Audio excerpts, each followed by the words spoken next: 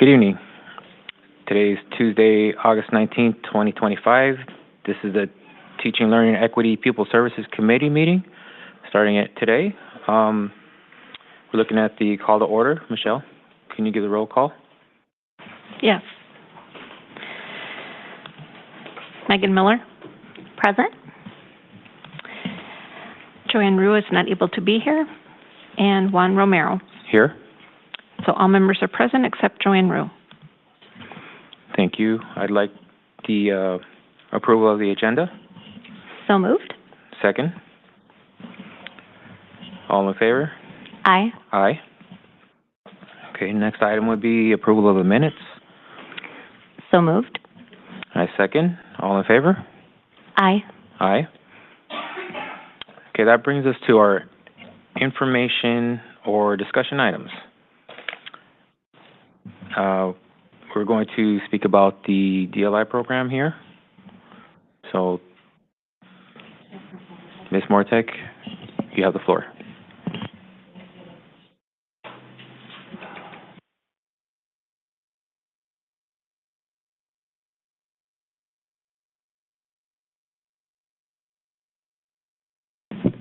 Good evening.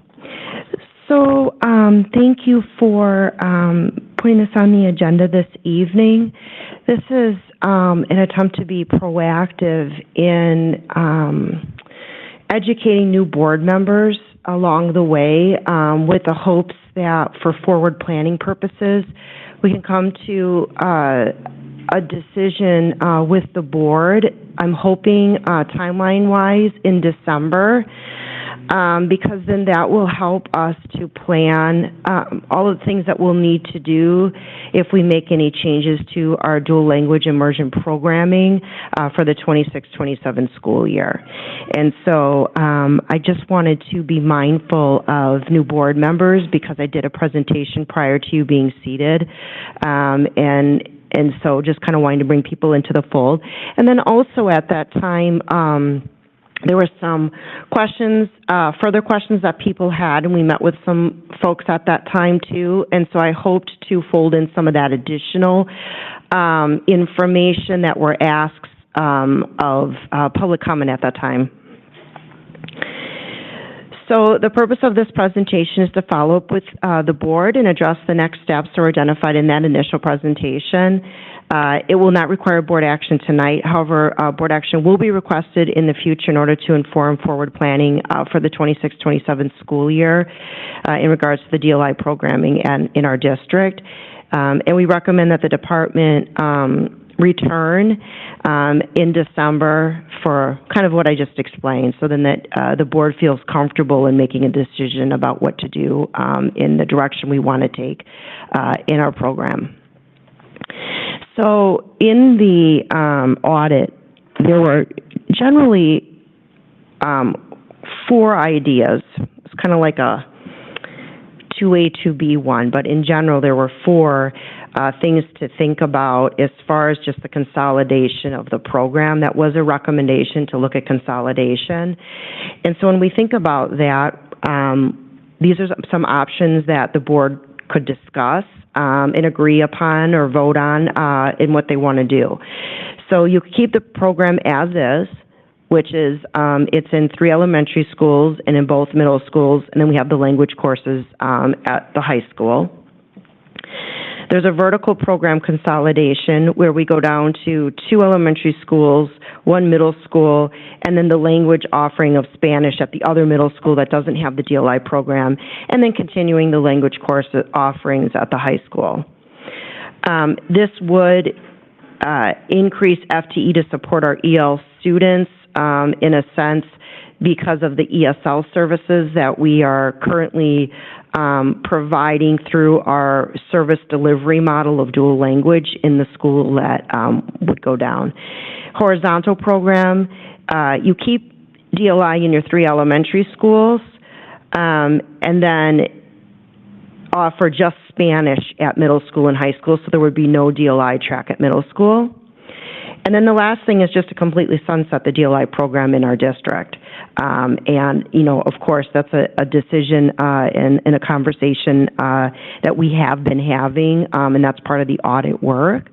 So I wanted to capture some of the highlights of the audit, but then also, like I said, dig in a little bit deeper based on some of the feedback that we received after the first presentation. So some additional background is not all of our students in our DLI program are multilingual learners or English learners. That identification has had a series of title changes over the years. We've titled that ESL, English as a Second Language, EL, English Language Learners, and the more modern term today is multilingual learners. And so I'm going to use that kind of interchangeably, that vocabulary, but I didn't want you to be confused. It's all one and the same. By law, a district has to provide our multilingual learner student services when a threshold is met by student enrollment, and our district meets that threshold. So then we are required to provide those services, much like you provide services in special education. Currently, our service delivery model to provide required services is through our DLI programming. Students that have an MLL identification have the opportunity to participate in DLI programming to meet those needs. And if the district does not provide a DLI program, then the students will receive services from an ESL teacher or those type of push-in services. So we have MLL students at our schools where there is not DLI programming. And so just to kind of keep that in mind, too, as we're looking through data and so forth. But it would mean additional ESL FTE would need to be hired in lieu of our DLI programming. And then the program rationale is here. I won't read all of this to you, but it's a little bit about our history. And the DLI program in Beloit has been here since 2012. So I think that is quite a point of pride in this district. And the other thing is the expansion of getting a seal of biliteracy for students when they are graduating with their diploma. The other thing is there's models of DLI, so you could have 80-20, for example. 80% of their day is in English, 20% is in Spanish. A 50-50 model, half and half, which is what we have here. And then this is not my area of expertise, but I've been studying it, leaning more into it. There is newer practices and research that's just saying, do we just open it up and students are fluid between both languages? And so you're not restricted to, you know, certain courses that have to be taught in a certain language. You're just moving in and out of Spanish and English. It's hard to do that because, or kind of know to what extent students are speaking what kind of language for that growth. But there is some research that within the DLI kind of culture or groups that they're talking about other ways to do DLI programming, which I'm newer to. And then again, by law, we do have to provide services to meet statute. Approximately 18.2% or 951 of our students have an EL identification in our district. We have biliteracy coaches, ESL and bilingual teachers and paraeducators to support the service delivery model. So I'm going to just move into a little bit of enrollment. So up at the top, we have K-8. Right, so I'm going to kind of read this to you a little bit because it's all kinds of abbreviations. Total, right, number of students, non-DLI, so those are the number of kids that are not participating in dual language immersion. Then we have our kids that are, and then after that we have students that are DLI that are multilingual, students that have special education needs in our DLI program, and then the last column is multilingual learners that are also students with disabilities. Okay? And then where I highlighted down at the bottom, DLI and MLL, so dual language immersion and MLL are required to provide language services to this group of students. Okay. So these are our two different models for programming. So we have our schools, Converse, Gaston, Merrill, and BLA that do not offer dual language immersion. So this is the staffing that we have that support that work. And then we have instruction in Spanish, small group support from coaches, biliteracy coach strategy, because that's helping our supporting language development in our classrooms. WIDA standards are the standards for English development, and so there's a scale. It used to be called LAU level. It was off of a civil rights case that came out of California, actually. The last name was Lau, and it was challenging a family that was Chinese, that they should have access to education, and part of that access was to require language services. So that's kind of the history of that. But over time, it has turned into WIDA. And then on the other side is dual language immersion programming, Hackett, Robinson, Todd, Aldridge, Frusen, and BMHS. And so then those are the staffing that we have in order to meet those needs. So then I wanted to think a little bit about what is the academic return on investment. I think that this is a way to look at programming. I didn't drill down to say kind of similar to the conversation that we just had. It's hard to do like how much we spend per pupil on something because we don't just necessarily take $11,500 and apply this to a program.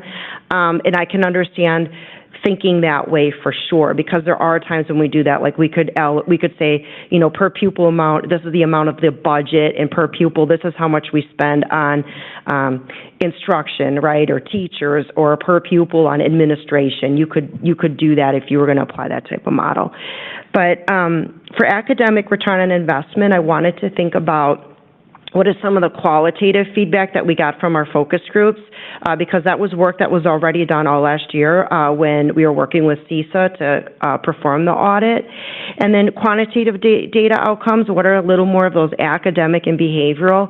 They did look at that, but some of the feedback that we received is they would have liked to have seen more of that in the presentation. So I tried to pull some of that work, and I did lean on Mr. Bosco before he departed the district, so he pulled some of this data too. And then fiscal costs of staffing to think about. So that, in my mind, that kind of coalesces together to look at a nuanced kind of whole picture of what the academic return of investment is. And so from the qualitative data, we looked at our feedback from our focus groups conducted during the 23-24 school year in partnership with our CISA 2 audit. This slide came off of their presentation that they gave that evening. And so the stakeholder feedback in the center there, overwhelmingly people that are participating in the DLI program, whether that's the staff, the students, or the families, value bilingual education. It meets those requirements to provide services for our EL students, and we know that we have a large and growing population in our district.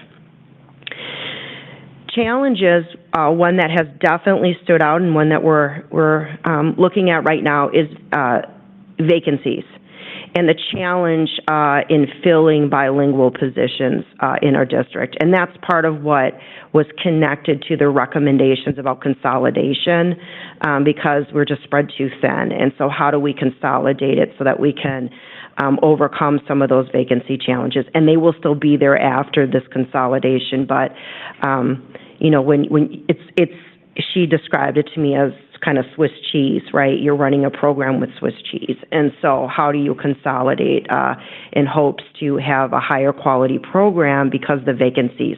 We know, right, high quality teachers are the most important things in front of our students.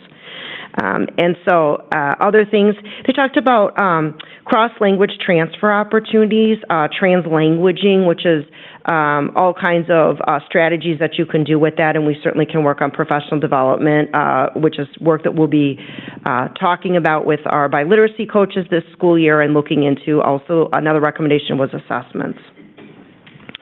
So again, these are some of their recommendations: consolidating the program, transitioning either vertical or horizontal, so either the 2 elementaries, 1 middle school, or all elementaries, and then just Spanish language offering, no dual in middle school and high school. expand the bilingual assessment opportunity. So an example is like in our elementary schools with our ARC program, we have the ANEAL and the ERLA. ANEAL meaning Spanish proficiency, ERLA meaning the English proficiency. Put forth efforts to build capacity, recruit, and retain bilingual teachers. This includes opportunities for teacher collaboration and professional learning communities. We've done some of that work in looking at the way that we're scheduling so that we have more opportunities for our ELI and our DLI teachers to come together and talk about instructional practices. And then lastly, increase family and community engagement, more formal structures like parent community advisory committees, bilingual newsletters, and communications. And as you know, we have family advocates in all of our buildings, and so there is, we already have the structure in place. It's how we begin to work and build out, I believe, with that position. We have very dedicated staff that are family advocates, and so I think that that's an easy opportunity to grow in, which I'm going to be working with them this year on. So quantitative data and academic behavioral outcomes, we basically just pulled out the data of looking at our students that are DLI students and not. So within those two groups, we have the diversity of racial groupings, economic groupings, students with disability groupings, right there in both programs.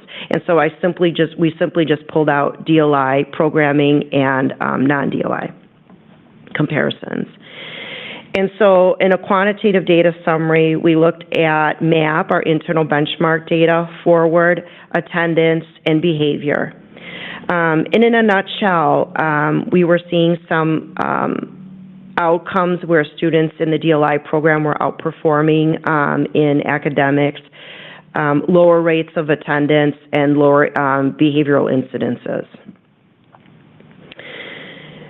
So here's some of our data here for Wisconsin Forward. It's not drastically different, but there are some differences. This is our EL population, and so keep in mind the left hand is the state, the right hand is us. I don't have the state here. This is all school district of Beloit. The left-hand side is English proficiency, 26%, our EL students being 7.8% in English language arts. We graduate or kind of release about 4.5% of our students from the EL program, and that's when they move through the WIDA English proficiency levels. There's 6, and kids exit about at 4.55 when they're tested for access testing. And so I say that to say we are in pace with the state where our EL students are exiting out into proficiency levels. That was in our audit. I didn't pull that graph, but it is in our audit, and they did let us know that. So reading from MAP data, this just goes back and looking at, proficiency levels. You can look at the non-DLI, discipline, referrals were lower in our DLI groups. Attendance here, and this slide shows that typically our students in DLI do have better attendance. And then we looked at cost analysis. So this first slide just shows kind of a mock-up of what it could look like. So on the left side, if you had a non-DLI school like Converse, Gaston, and Merrill, look at the first row. Let's say you had 50 students. You would have 2 DLI sections, right, 25 students approximately in each class, and you'd have 2 FTE. FTE are teachers. If you took those same 50 students and you applied it to a DLI model, you might have 1 section, right, of DLI, 1 FTE, 1 teacher, 1 section of the DLI, and then 1 FTE, and so forth. So it's just kind of showing how that plays out when you look at it. So if you're in a DLI school and you take away the DLI programming, you still have 50 kids, right? So you may, in that instance, still require 2 FTE, 2 teachers. There are some instances where I pulled out a school, an elementary school that we have, and looked at their numbers, and there were some interesting things that can happen. It's just because you look at the numbers of the kids and who's enrolled in those sections at that time and day.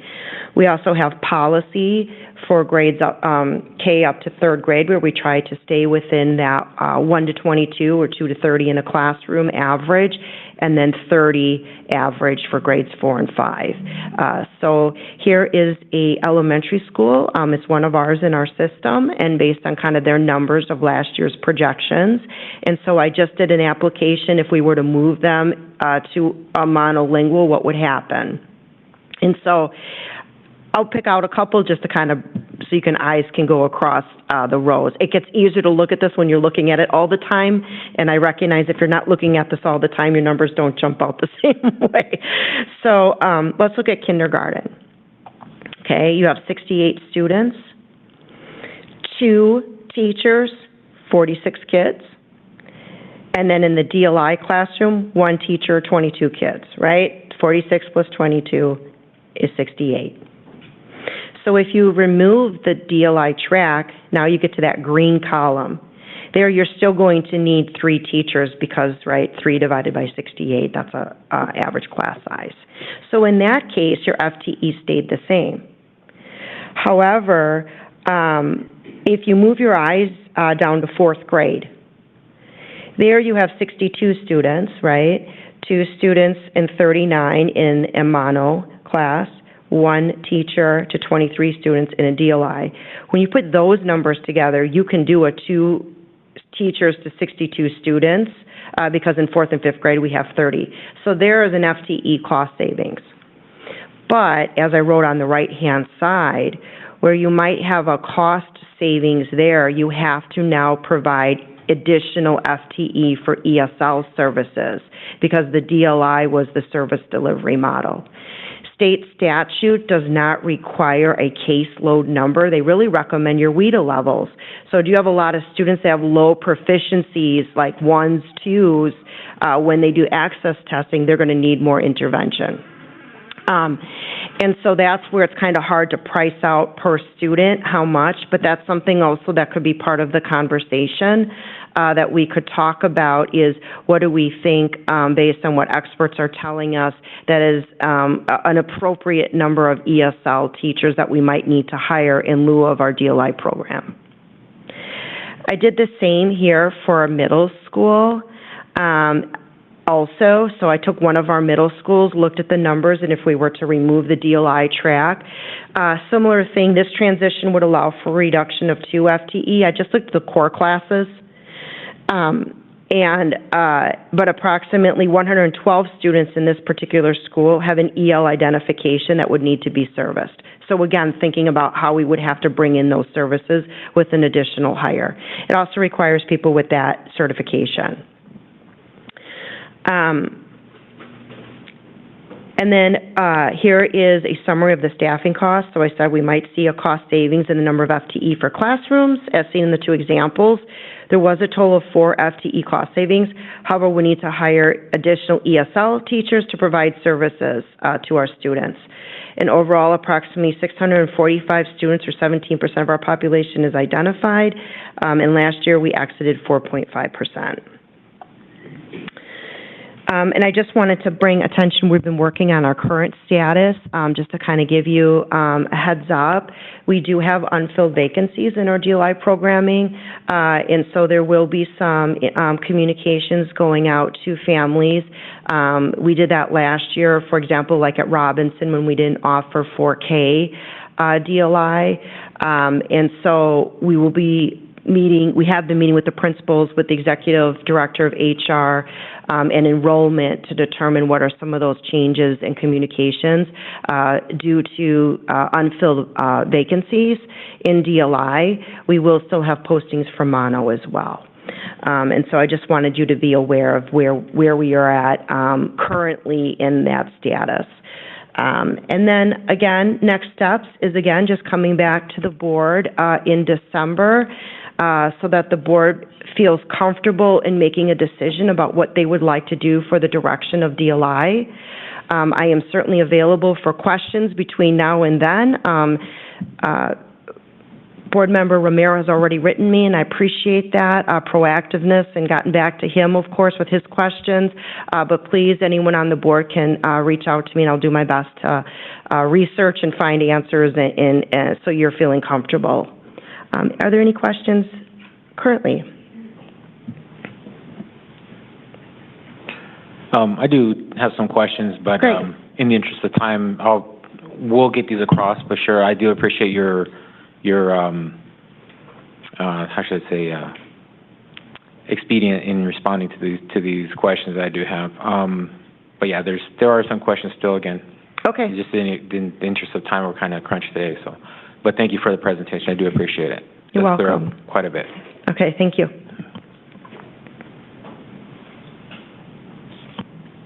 Okay, so that moves us forward to the next one, the policy changes for 345 Rule 1. Again, Ms. Mortek and Ms. Pell, you will be presenting. All right, you want to join me?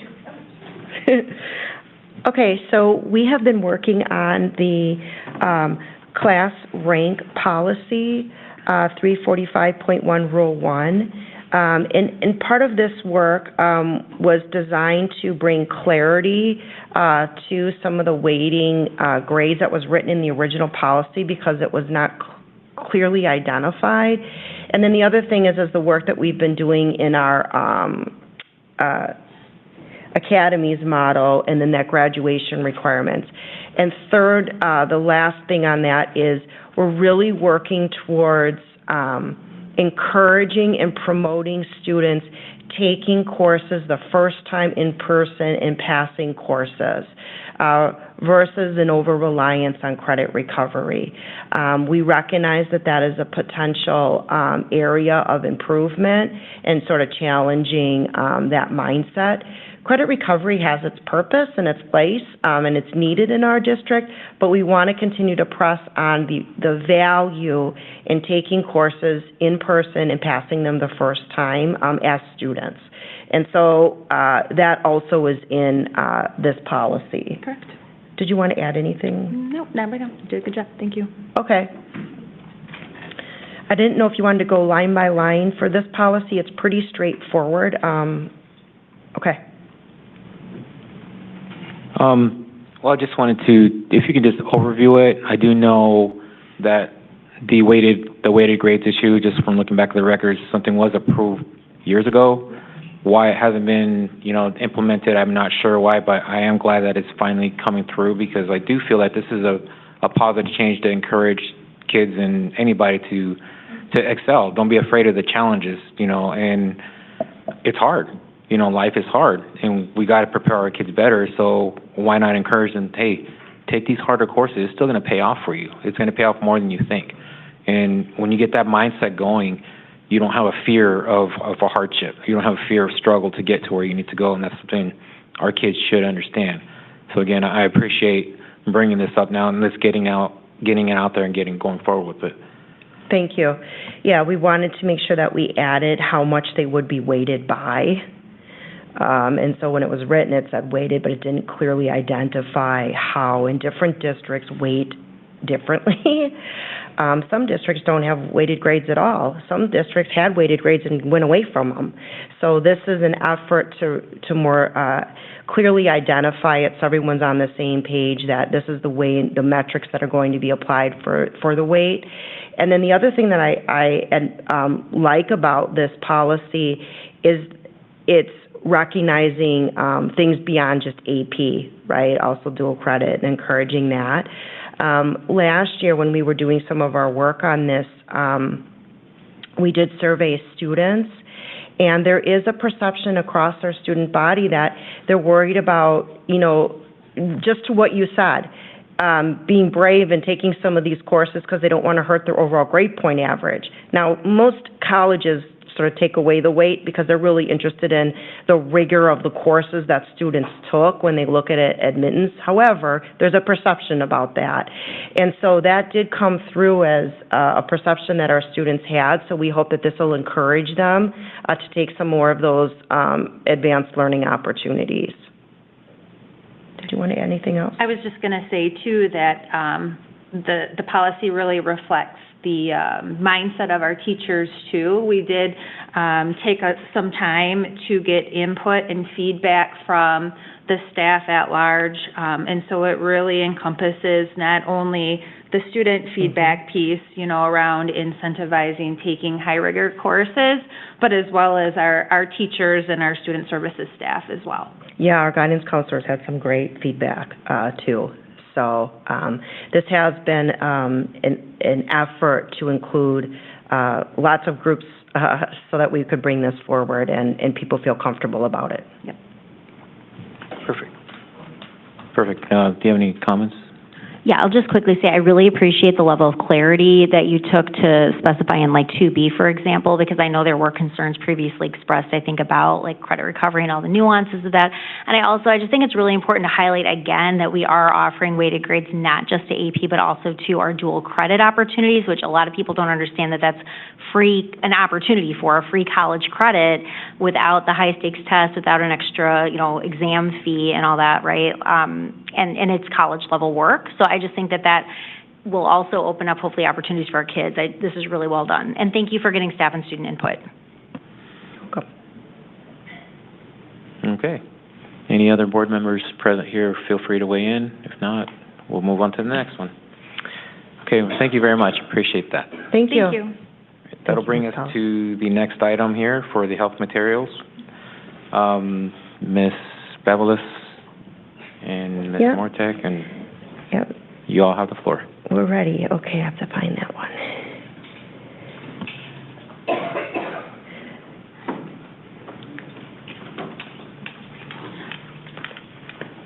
I got it.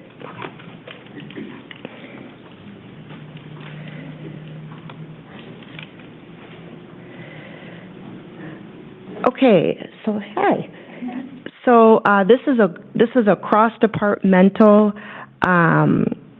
effort, and what we're going to be doing is looking at our health curriculum. It's been a minute since it's been updated. It's past our 5 years. But we have to be mindful when we do this because there's several statutes that are assigned to health and human growth and development. So there's kind of two things operating here. Meredith and Michelle are here to walk us through all of that. But as I just wanted to kind of paint the picture for you as we're going through this, we're thinking about a pilot for health materials. But also understanding with human growth and development, there's a state statute that you have to have an advisory committee that approves the human growth and development.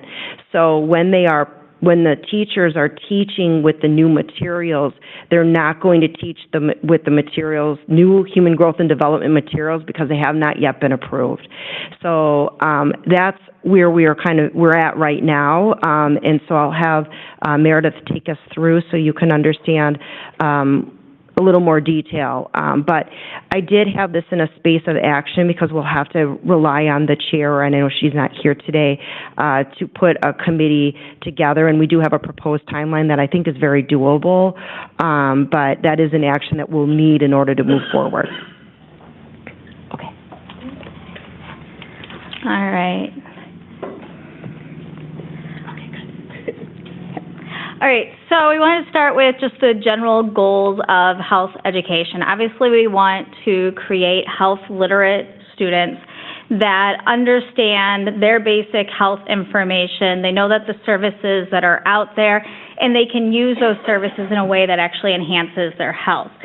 But beyond that, we also want to give students the chance in our health classes to actually practice those skills and develop the skills to be able to speak up and advocate for when they need something related to their health that they are able to do so. So it's really a twofold process when we're talking about health education.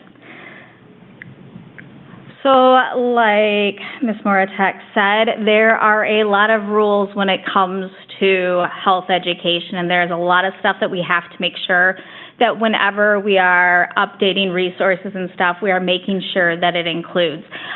These are some of the big ones that we have to make sure. We have to make sure that CPR, AED, all of that kind of stuff is included in our health curriculum throughout the district. Just the general goals and expectations, human growth and development. There is a long list that we'll talk about here in a few minutes that we got to make sure that is included whenever we look at that. And then one of the newer things, suicide prevention information that does have to come through, especially in our health classes. And then one of the newer ones that was released is information on shaken baby syndrome, that when we are talking about child care and development, that we are also making sure that we teach students how to recognize the symptoms and how to prevent that. So over the course of last year, our health and phy-ed teachers at the middle school level, so we're really talking about 7th grade here, looked at a plethora of health resources that are out there and looked at standards alignment and what would be best for our students. I listed 4 of the ones that they looked at. This took quite a process. It was not only the teachers that teach health, but our phy-ed teachers who are also experts and infuse some of the health curriculum in their phy-ed classes as well. And the one that unanimously they chose that they wanted to explore deeper for this pilot is this curriculum by GW that's Comprehensive Health Skills for Middle School. And again, this is for 7th grade only. That's where we have a curriculum or a class in place that students enroll in the middle school. We're not talking about the high school resource at all. So what we are going to do is pilot that curriculum at Aldrich and Fruzen, 7th grade. This will help address some gaps in our licensure areas. We have teachers that sometimes have to teach a class out of license, so they're not health certified. So this helps give them a good, solid resource to use with the guidance of our phy-ed and health certified teachers in those buildings. Allows for great alignment to both state and national health standards, coherence across classrooms because you have multiple health teachers in one building. That allows them to be able to PLC around some common resources. Once we go through that health and human growth and development procedure, making sure that the materials are adopted by the district. And then the total cost for this pilot is $18,477.50. Biggest thing here, though, is that health and human growth and development curriculum will not be utilized in this pilot because we do have to go through the approval procedure.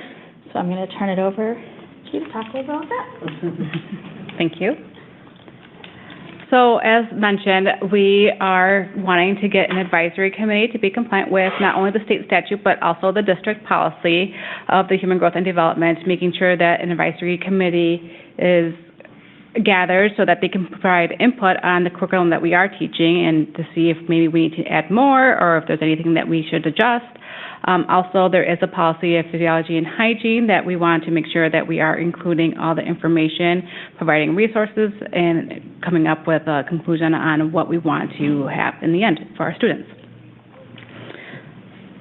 So in regards to the advisory committee, so the state statute does suggest that or require that we have input from families, guardians, parents, guardians, students, staff members, teachers, health professionals, and then also from clergy. From those groups, we cannot have more than 1/5 of them be from one individual category, except for the parent or guardian. That one can compromise more than 25%, but the other groups have to have less than that. So we are going to create, or we have created, a Google Doc to see who would be interested in being part of this committee, and also to make sure that we're not going over those limits for each category. We are suggesting that the committee meet 3 times, once in October, once in November, and then once in December, because that will help coordinate with the rest of the timelines that we have in place. So I'll let you go over the pilot timeline. Yep. So then just kind of laying out the timeline for how all this work is going to come together, because it really is a cross-department effort here, is, again, last year the middle school teachers looked at resources. We're bringing that to you. They will then start using these pilot materials very shortly when kids are in the buildings.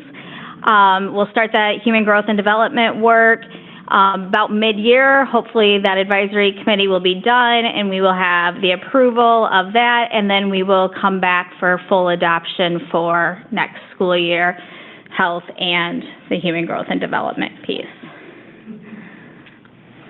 So, as Meredith mentioned earlier, there is a lot of resources in regards to grade criteria in regards to human growth and development. So we will be helping our advisory committee find those resources and make it easy as we can so that they're not having to read through a lot of material, because I think like the book is about 500 pages. So we've kind of condensed that and made this highlights for them to look at each grade level criteria. And again, we are asking that the chair compose a advisory committee so that we can get this work started and update our curriculum. Any questions?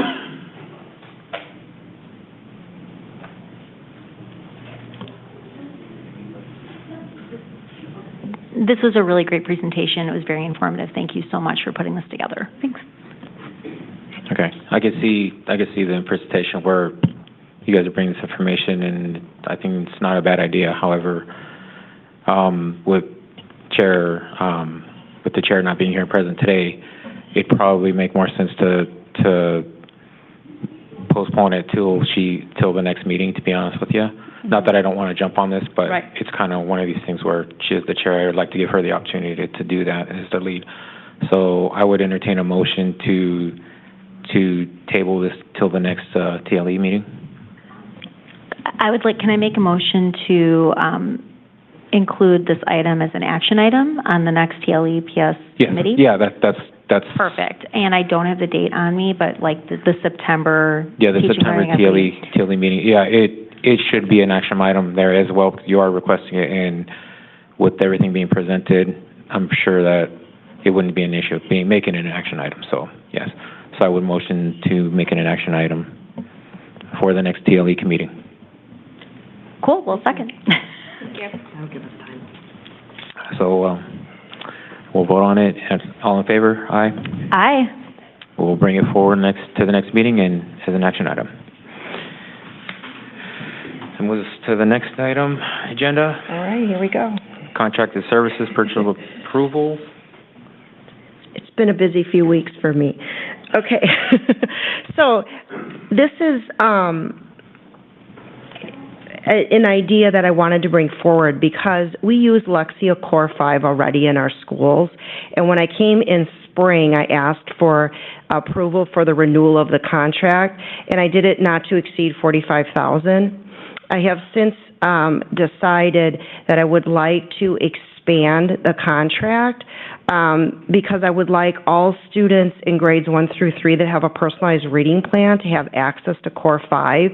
We were only really utilizing it in Tier 2, Tier 3, and so there's additional cost there. And because I didn't have it originally approved for $1,250, I had it for $45,000. I didn't want to be out of compliance with what you had approved, so I'm coming back. The good news is the additional funds will most likely be approved through our Title I restricted funds because it isn't considered supplanting. This is something that we'll be doing additionally, and so that would qualify for title. We have carryover funds from last year, and so this kind of was just meeting with Brooke Walker today. There's a certain percentage that you can carry over, and I think she said there's about $17,000 that we wouldn't be able to carry over. So if we spend this by September on this, it'll be a clean wash with our title funds from last school year, and then we will be able to expand the licensures for those students. Okay. All right. Thank you. Ms. Miller? Thank you. I just want to also add on to that. I think it's a great idea to expand access, and I know that many of my colleagues on the board are very concerned with like the state report card and things like that, and investing heavily in our Tier 2 students who are just like right on the border of too proficient is also a great way to increase like our overall report card, which I hate talking about students in that way, but it's Right. just a reality. But yeah, this is something I'm totally in favor of. Thank you. Thank you.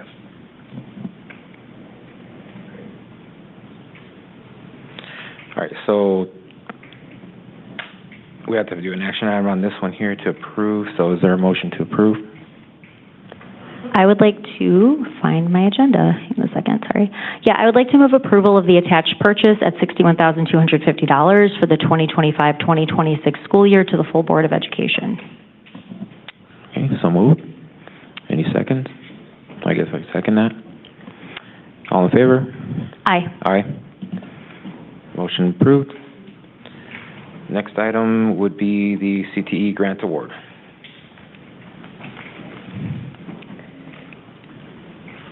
I think I got it. Yep. Oh, you do? Oh, you beat me to it. Okay, good. Thank you.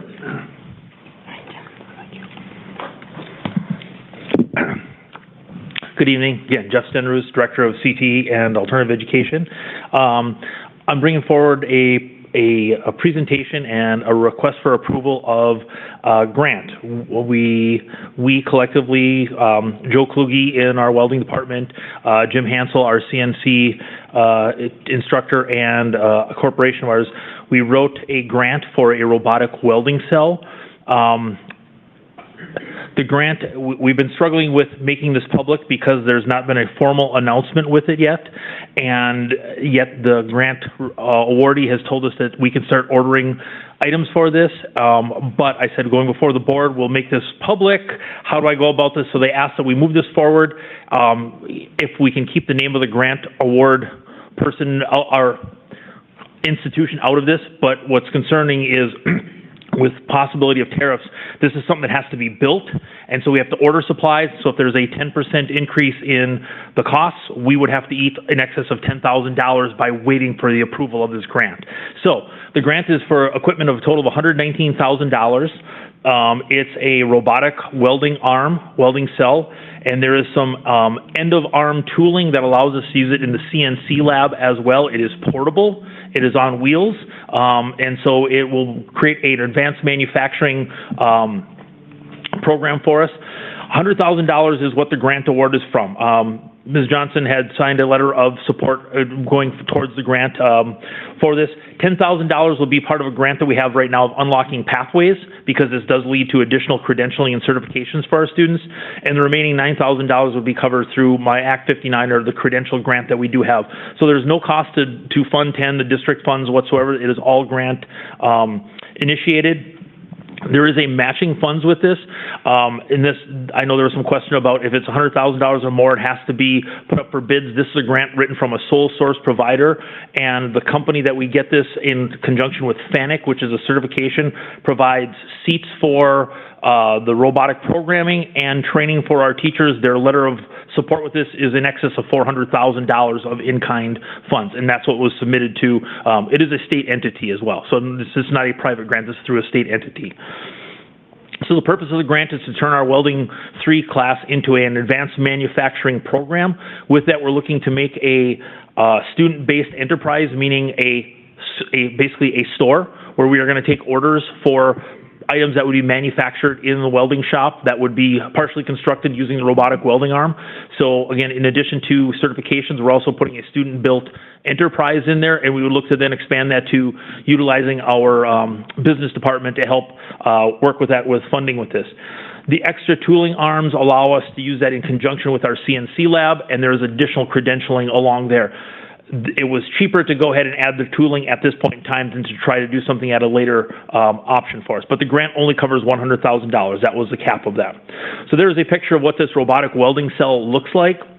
You see it is on wheels, so it can be moved from the welding shop to the CNC lab. To if we need to move it for Expo Night, we could possibly move it over to the gymnasium. They recommend we do not take this outdoors, but I've explored that option to bring it to other places to do some demonstrations. But that's what it would look like. Again, it has to be built for us. It's approximately 4 feet by 3 feet, kind of a piece here, and about 6 feet tall. So here are some actual screenshots from the application of the grant. And so this is something, again, we've called it Knights Manufacturing is going to be our name for this. And here was the budget summary. As you see, there's our requested funds, and then the matching funds of $100,000. Their matching funds are in excess of $400,000. The grant period starts currently right now. Fall-winter is the purchase, the delivery, and installation of the welding cell. The spring is the setup, the teacher training, and some trial lesson implementation. Starting with the fall next year is when we actually have student utilization of that. Advanced manufacturing program then starts in the winter / spring of next year, and the grant period closes on June 30th. And there are several checkpoints, pieces that have to be submitted to the state in conjunction with this grant. So letters of support, in addition to Board President Johnson had given us a letter to follow through with this. We had State Line Manufacturing Alliance, which was huge for us. Accurate Machine Products out of Janesville, which is a CNC machining company, and Blackhawk Technical College supported our grant proposal here. So the request for action is to approve the acceptance of the grant and the purchase of the equipment so that we can start the process of getting the formalized contract and lock in our pricing for this. Okay. Questions? Thank you. It's pretty awesome. I like that. It is pretty awesome. and not every day you get to build something and actually you see something on TV where they got the machines like at the car manufacturers, they got their little, putting the tack welds in and whatnot. That's actually perfect that they're going to be able to do that. That's a great opportunity. I'd entertain a motion to approve the acceptance of the grants. I would like to move to approve the acceptance of the CTE grant and the purchase of equipment not to exceed $119,060 to the full Board of Education. So moved. A second. And all in favor? Aye. Aye. Motion passes. Thank you. Thank you very much for the presentation. I liked it. Next, we have the preliminary report from the Ad Hoc and Student Success Support Committee, Dr. Earhart.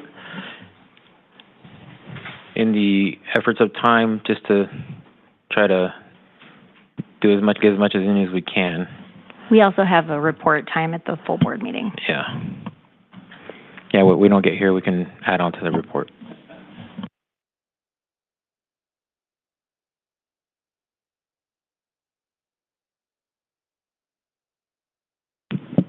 I'll start again. My name is Kim Earhart. I am here to give the preliminary report for the Ad Hoc Committee for Student Success and Student Support. Very excited to be able to do that. We had a wonderful time this summer. We had 4 different meetings as we explored this big topic. And our first challenge to look at this was to kind of narrow it down. Student success and student support, a lot of different areas involved with that. So we were constantly trying to come down to some central questions and central areas of focus so that we made sure that we were able to take action on items. So our first job was to take a look at the research, and the School District of Beloit has a lot of research in this area. In particular, we looked at the multiple school perception staff surveys, information that had come from that, community comments from different referendum meetings, different community meetings.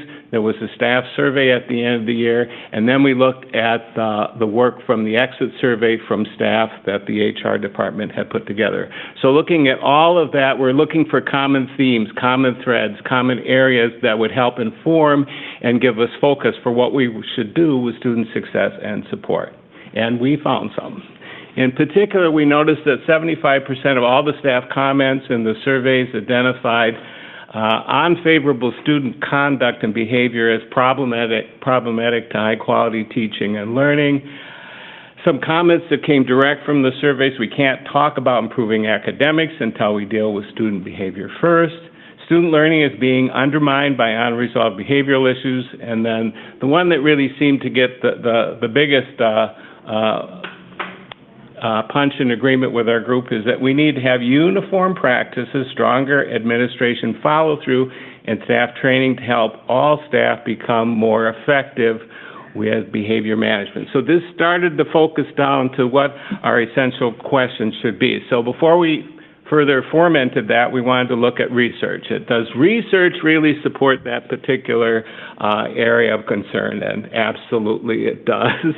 And in particular, I highlight effective classroom management, which includes positive behavior intervention supports, promotes more conducive learning environment, leading to improved student engagement, reduced discipline referral, and ultimately better academic outcomes. We invited Ryan Stengel, who's the principal at Fruzen Middle School, who's finishing his dissertation on very much the same topic, so we asked him to weigh in and validate our research. He had 19 pages of research, and he in fact did. So we arrived at this central or essential question. So how can the school district of Beloit intentionally raise student achievement by establishing universal practices that support a positive and productive environment in all our classrooms?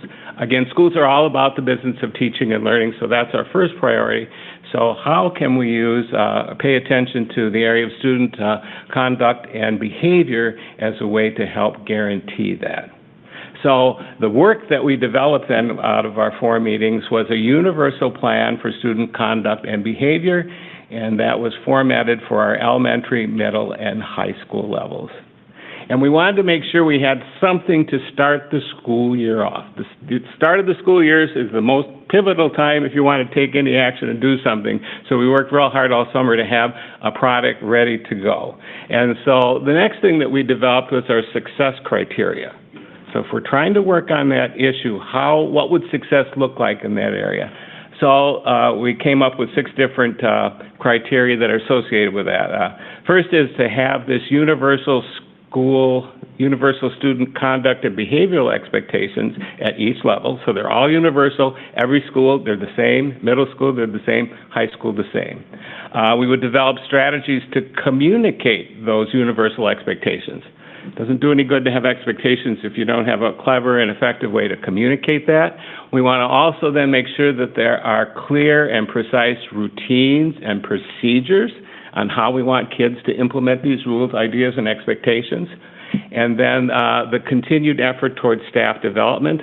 We hire a lot of new teachers every year. I can tell you, for teaching teachers for years, the biggest struggle all new teachers have is classroom management and discipline and all those good things. So again, the whole need for continued staff development, and then looking at how to develop the necessary interventions to help students who are off task and are challenging the rules. What are the best interventions that we can come to do with that?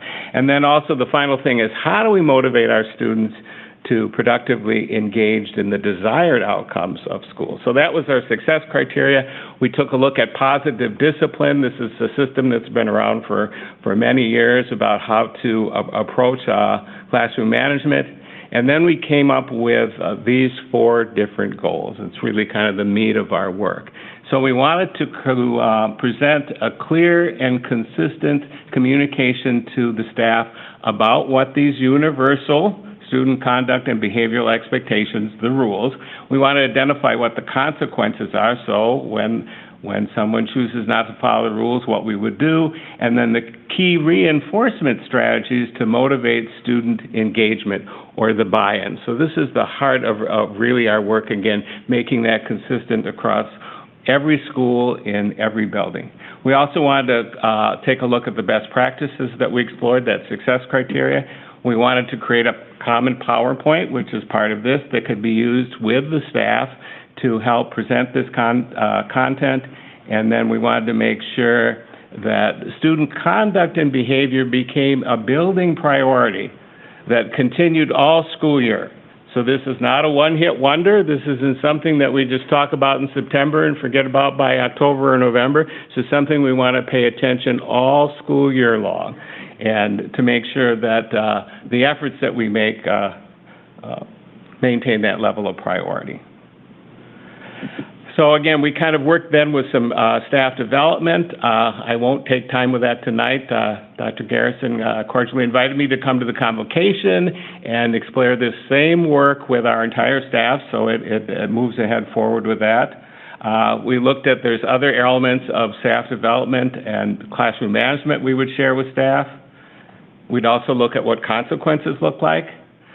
Principal Lamb is kind of a popular figure that the committee took a look at, and so using some of his work as a way to help share the development of our work. And then, how to use effective consequences. And then the most important thing, I think always the biggest struggle, at least in my experience, is motivation. And the committees did all sorts of work, so we have all sorts of products here, but figuring out what's the best way to motivate kids and keep their engagement. So that certainly will be a stretch goal for us with all our work. There was excellent existing work already in the district, The Student Services Department shared that with us, so we incorporated that into all of our work. It tells exactly what classroom versus office behaviors, exactly what the expectations should be safe, be respectful, be responsible, be on time, and I think the last one, the elementary, put be kind. So again, we already have a lot of that universal work was already done right here in-house that we chose to adopt. Here's what the statement would look like, the rules, consequences, and motivation. This would be each building would arrive, or each level would have this particular sequence put in place.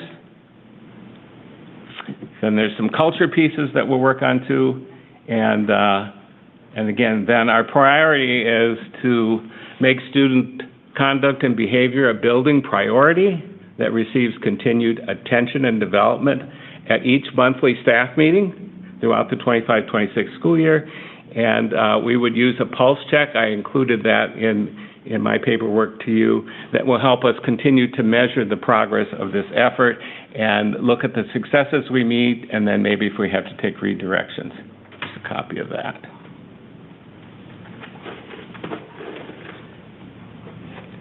So that's what we've been up to.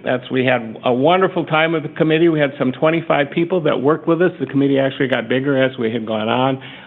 Wonderful work. I think it well positions the school district of Beloit to start the year, and again, start to answer that question of student conduct and behavior and making universal approaches to respond to that. Any questions? Do you have any questions?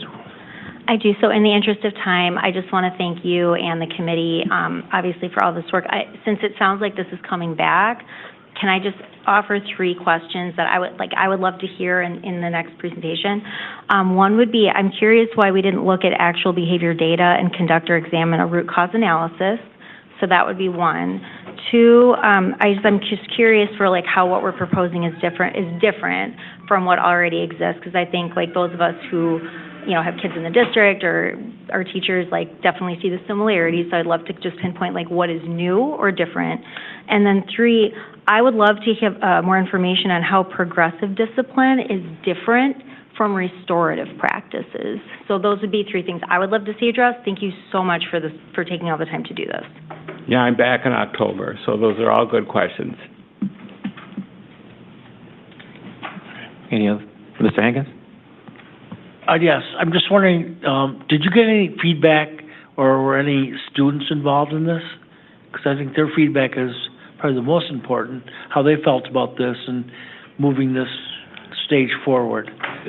Not as yet. So as we get into the process, as schools start to work with this process, yes, students would then be involved. But you understand what I mean? Right. I mean, we as older people, we always think we know what's right, but the times have changed, and our young adults should have the input.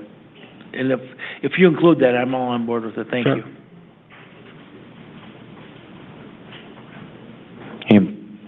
Anybody else? I would just like to say real quick that, of course, the district has been working very closely with the ad hoc team and really making sure that we, of course, listen to all of the conversations that are happening. One of the things that I want to just bring note to is that the team has started to come up with some ideas in which we can roll out for the full staff. And like Dr. Earhart mentioned, we will be asking him to come back and some of the staff members to come back and present at our convocation, just so that everyone knows kind of what we've been working on in this space as it pertains to the discipline opportunity here in our school district. And I shouldn't say discipline opportunity, but more ways we can actually work on our culture, K-12. Okay, thank you. Anybody else?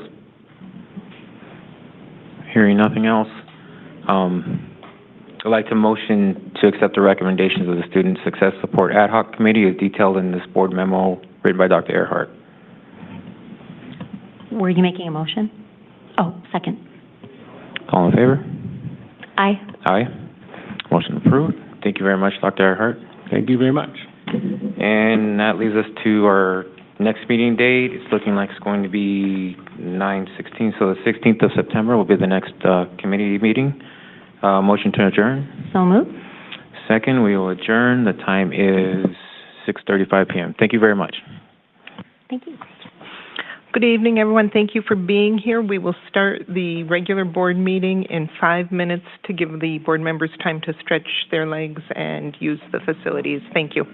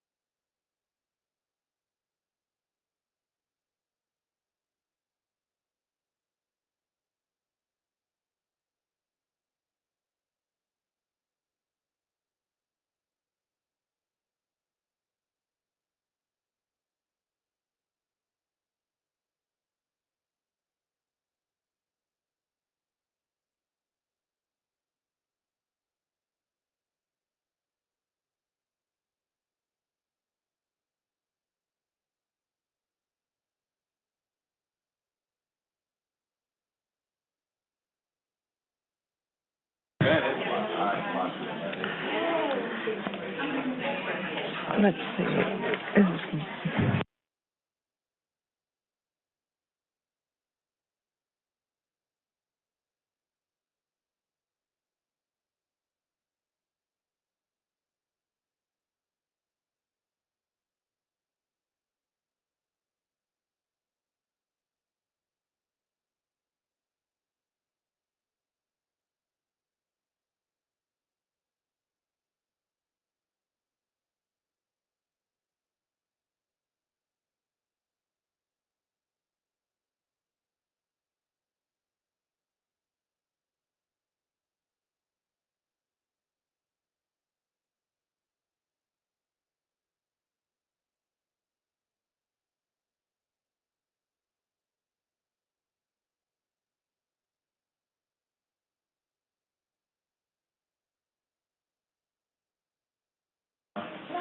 Mr. Hankins, Dr. Garrison?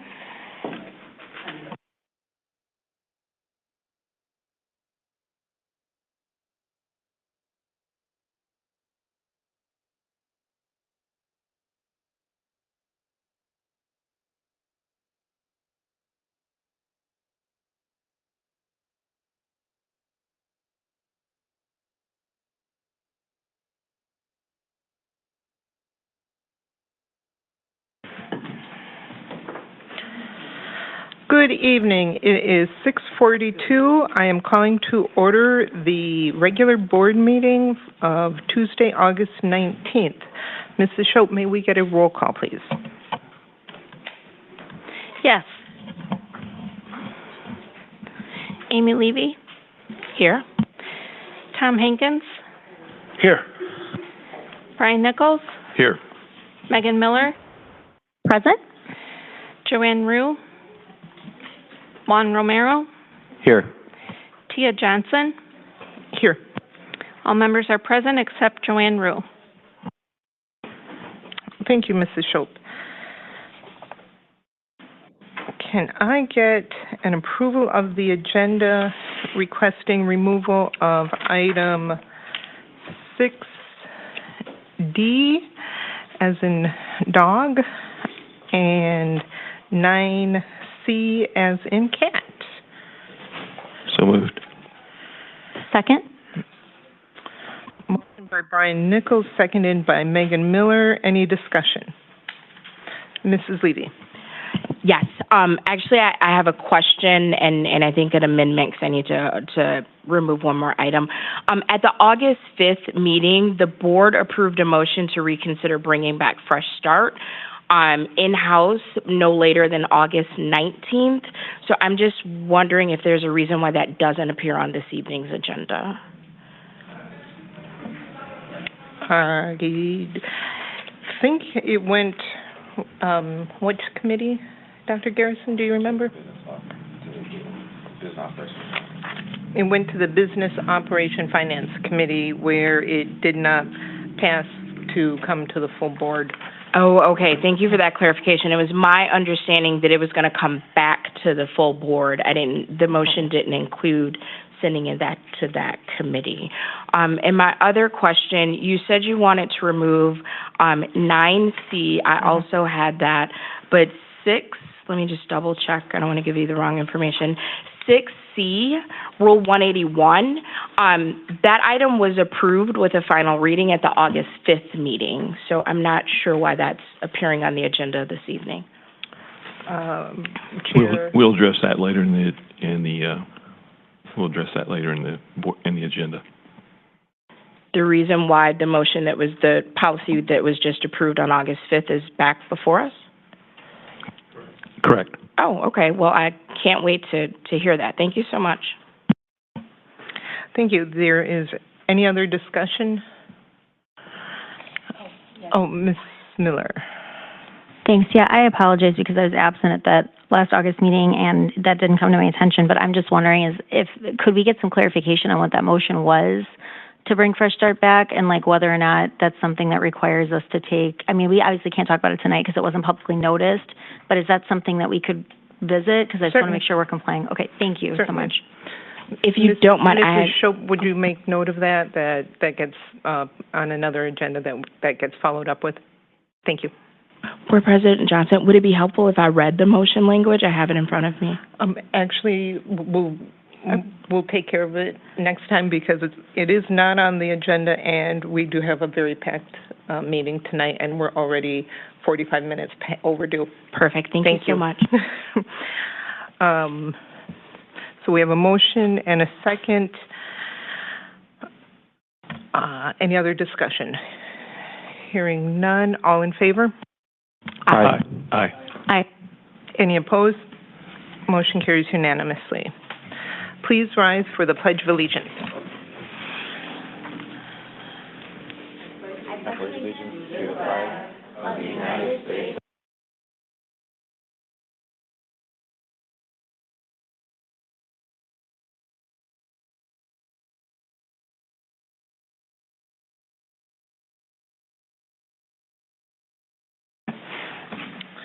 Thank you.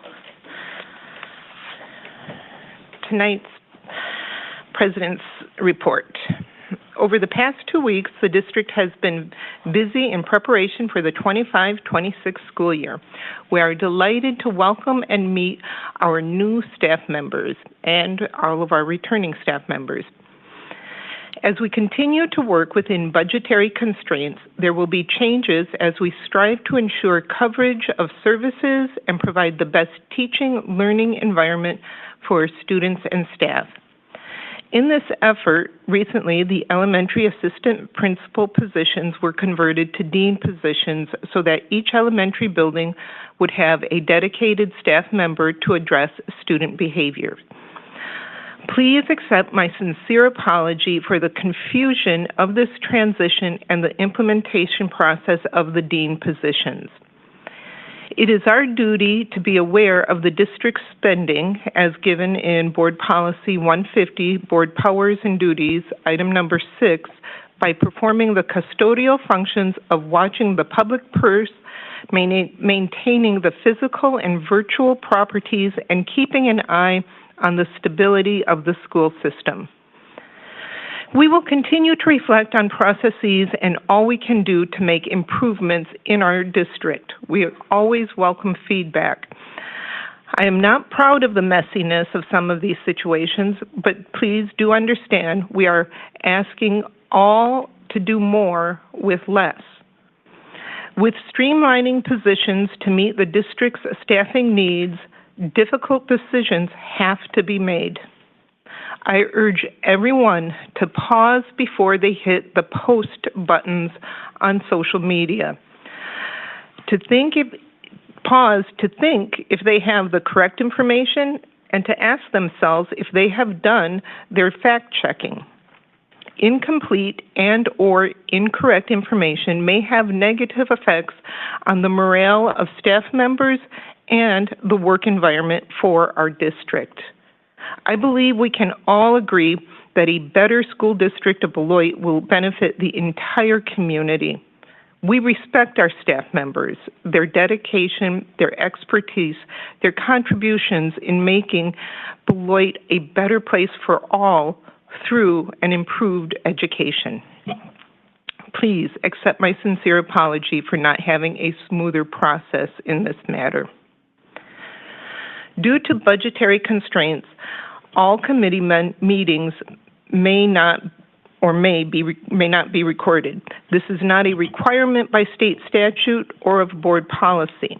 Running the equipment to record and post video needs a technician.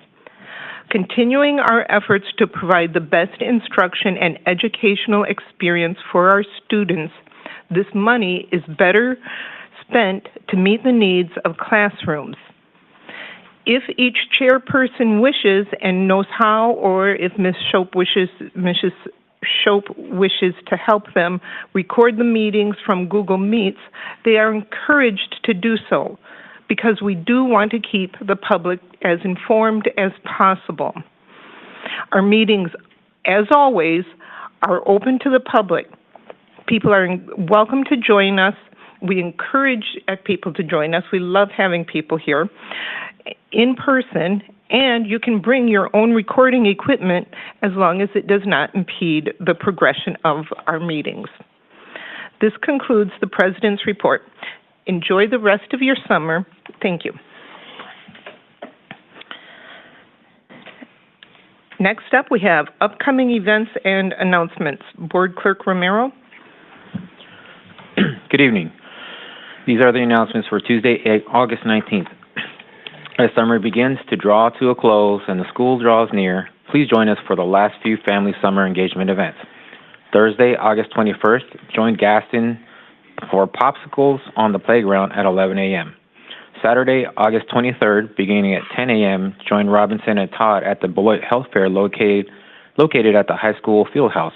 They are still looking for volunteers. Volunteers, feel free to contact Andrew Gallner at AGALAUN, as in Nancy, ER, at gmail.com. Sunday, August 24th at 3:30, come to Merrill's for pastries, principal, and fun. Monday, August 25th, come to Fruzen at noon for game day. Thursday, August 28th at BLA is an open house beginning at 4 p.m., and Friday, August 29th at Beloit Memorial is a tailgate party at 4 p.m. Please visit our district website at beloitschools.net for your child or children's open house week on the week of August 25th. School begins on September 2nd for our 4K and 5K students as well as our 6th and 9th grade students. All students report on September 3rd. School supply lists are available on the district website, COLAC, and your student school.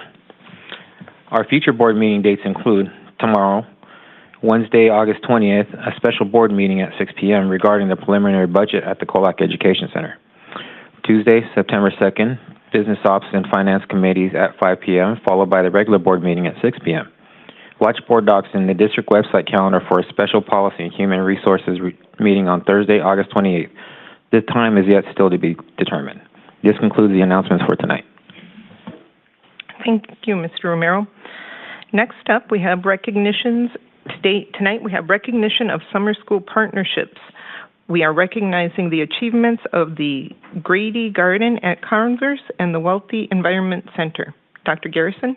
Yes, so every summer we have opportunities to work with a lot of different community partners, and we did reach out to Grady's Garden and Mr. Chad Miller just to say thank you for all the work that he helped us with over the summer.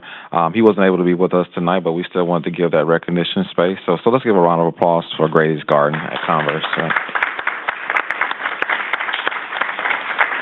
Another one of our partners that we've worked very closely with, and you've probably heard their names before, which is the Wealthy Environmental Center. They have done such a wonderful job with the School District of Beloit over the many years, and I think since I've been here, we probably recognized them maybe once or twice, maybe 3 times, and I just want to make sure that people understand that our partnerships are consistent, and they have been a consistent partner with us, and I just want to say thank you to Mrs. Brenda, the executive director over there at Welty, and she has always been a partner of the School District of Beloit. And so let's give the Welty Environmental Center a round of applause for that.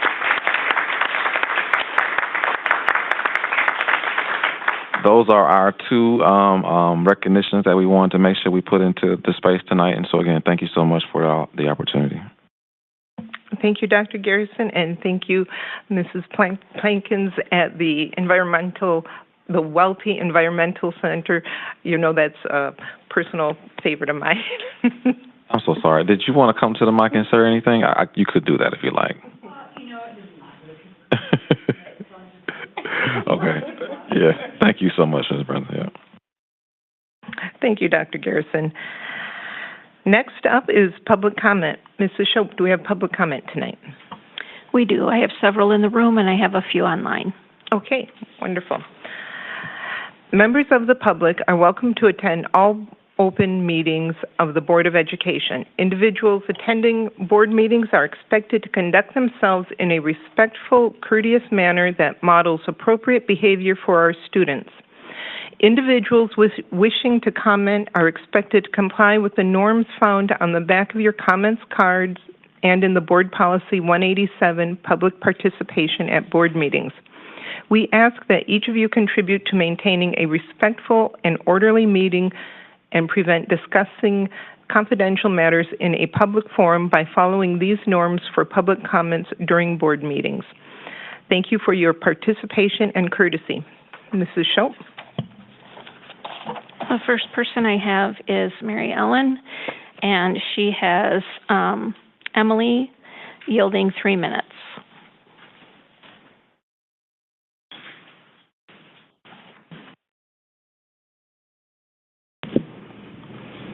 Hi, my name is Mary Ellen Fuentes, and I live here in Beloit, and I am the biliteracy coach at Todd Elementary School.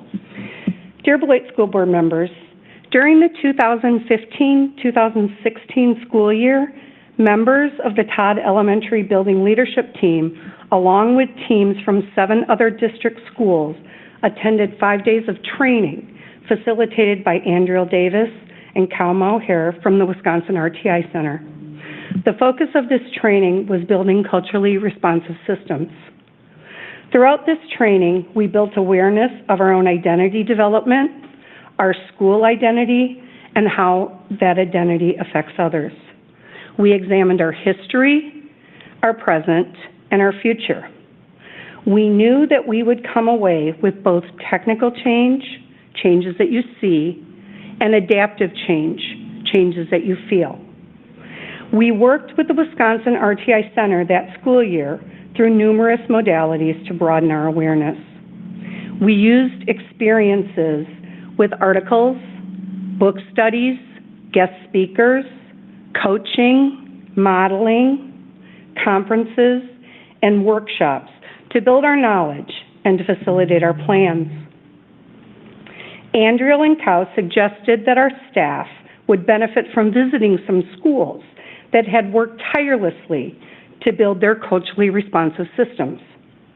Our principal received permission from COLAC for our entire staff to use a professional development day to go on 2 site visits. So on April 8th, 2016, we boarded a bus and went to visit Sandburg Elementary School and Hawthorne Elementary School in Madison, Wisconsin. We were able to visit with staff and students at both schools. We asked questions and were given very candid feedback. We observed classes and interactions that we knew we could build on for our own students. The single most important takeaway from that day for our staff wasn't an idea that was going to cost money. It wasn't an idea that would require wholesale change. It was brilliant in its simplicity. The biggest takeaway for our staff that day was observing and learning about the value of having lunch in the classroom together as a class. We were able to implement this new idea throughout our entire building in just 2 weeks. Todd was the first school in Beloit to pilot lunch in the classroom in May of 2016, and we found immediate success. Students ate more food during lunchtime, and behavior concerns decreased dramatically. Classrooms built routines together to keep their rooms clean, which helped custodial staff keep rooms cleaner. Eating in the classroom provided the opportunity for building relationships within the classroom, both between the students and between the teacher and students. Students, teachers, and paras were able to hold quiet, meaningful conversations in a smaller, calmer setting. The following years, other elementary schools in Beloit followed suit and moved to lunch in their classrooms. Since beginning this practice over 9 years ago, we continued to see benefits for both our students and staff. Lunch in the classroom helps build a stronger classroom community. Our students converse and build strong relationships with each other and their teachers and staff. Lunch in the classroom creates a calmer setting. Our students are less likely to be triggered by the noise and distractions. Lunch in the classroom is a more inclusive setting for our students. Lunch in the classroom creates a more familial meal concept, shared conversations, shared manners, and a collective meal cleanup. Lunch in the classroom has allowed our students who bring lunch from home to share their culture and customs through the food that they bring. Concerns from recess can be resolved during lunch in the classroom, so that when lunch is over, there is a seamless transition back to academic subjects. This protects academic time. We have many of our students with IEPs that document specific difficulties with sensory input, transitions, and/or communication. Lunch in the classroom minimizes this sensory overload. Throughout lunch in the classroom, teachers and staff are able to spend time with our students, getting to know them in a non-academic setting. Our students share collective responsibility while cleaning up their area after lunch in the classroom. And I'm going to yield to Mrs. Rohrbeck, since I'm almost out of time, to finish. Thank you, Mrs. Fuentes. Mrs. Next, Schultz? I have Melissa.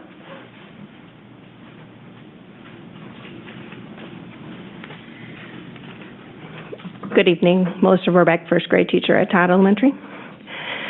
To continue the comments about lunch in the classroom, moving lunch into the gym will have a significant impact on our physical education classes. They will have half of the gym space to conduct their classes. Movement during PE class will be severely limited due to lack of space. With classes of up to 27 students, safety will be a concern in the half-size space. The use of music during PE class is hugely important, but will be difficult to use while lunch is taking place on the other side of the curtain. The PE class structure and curriculum will need to be significantly altered to accommodate this lack of space. The lunch tables will need to be stored against the walls, which will also impact PE class safety. There were 10 tables delivered to Todd Elementary over the summer. Each of these tables holds 12 students. There is only enough room in one half of the Todd gym for 10 tables. Based on our schedule, there will be up to 140 students scheduled in the gym for lunch at the same time. This is not enough seating for our students. We are hoping that the decision to move lunch into the gym will be reconsidered as it pertains to this coming school year. We know it is in our students' best interest, for all of these reasons we have stated, to continue lunch in the classroom. We appreciate your time and consideration. Signed from 36 Todd staff members. Thank you. Thank you, Mrs. Rohrbach, and the other 35 staff members. Mrs. Schultz? Next, I have, I believe it's Markey?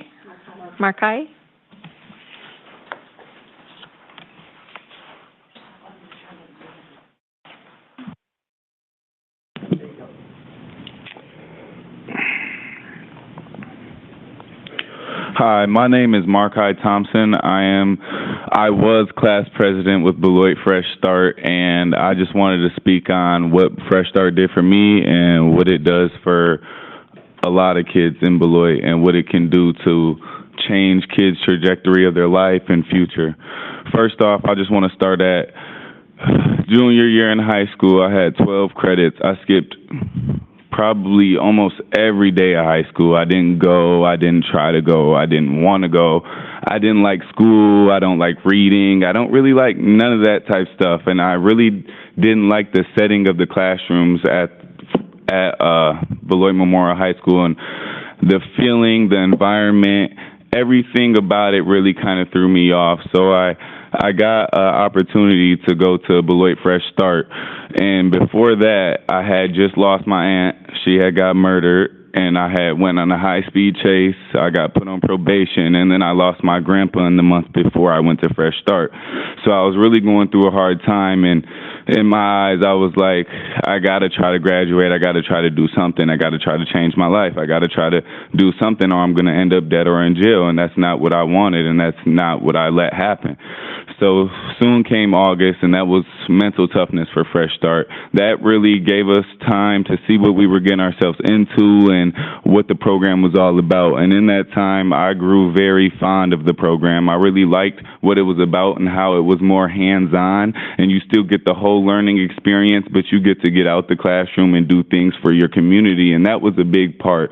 Like now, I'm 2 years out of Fresh Start, and I still get an empty feeling like, dang, I could be doing more.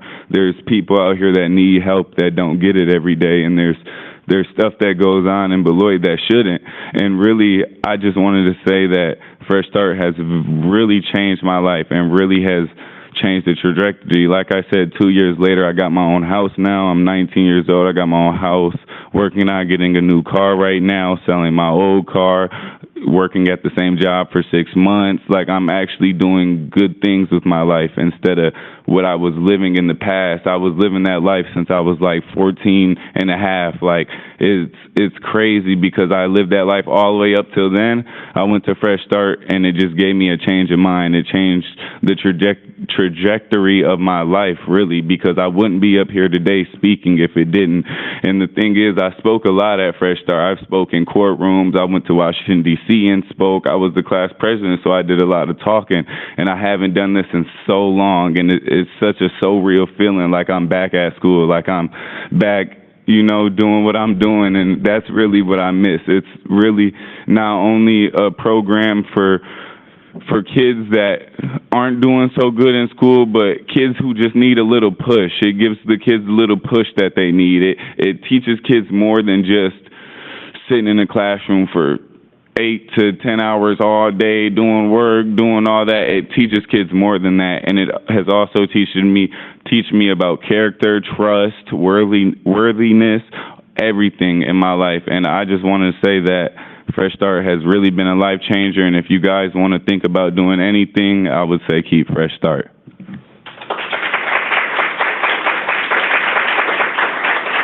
Thank you, Mr. Thompson. Mrs. Schultz? Next, I have Christian Dalton.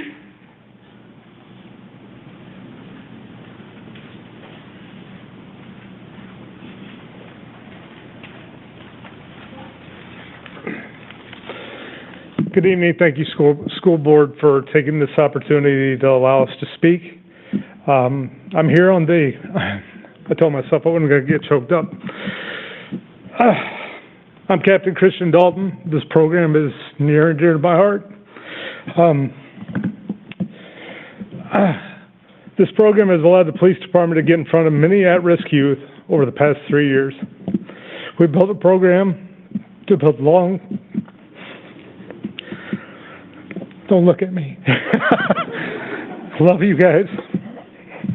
We built a program to build lifelong bonds with these young people and spend time with them, learning about their trials and tribulations, which are much. I never grew up with that. Our officers, most of them didn't either. This has changed their perspective about our officers. It's taught our officers to look at the root cause of issues before simply arresting them. This makes the youth and the officers much safer on the streets. Lastly, these youth talk to other youth in the program and out of the program, and these youth that are already involved in sometimes criminal behavior are listening to them, and they're like, man, I'm just trying to get into Fresh Start. I'm just trying to get into Fresh Start. And now these kids don't have anywhere to go after this. Like, they're just going to be on the streets, and then we're going to be dealing with them and arresting them, and it doesn't need to be that way. We've seen the youth crime decrease.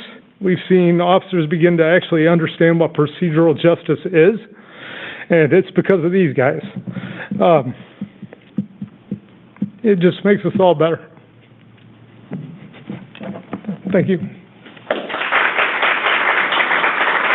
Thank you, Officer Dalton. Captain Dalton, my apologies. Mrs. Schultz? Yadira?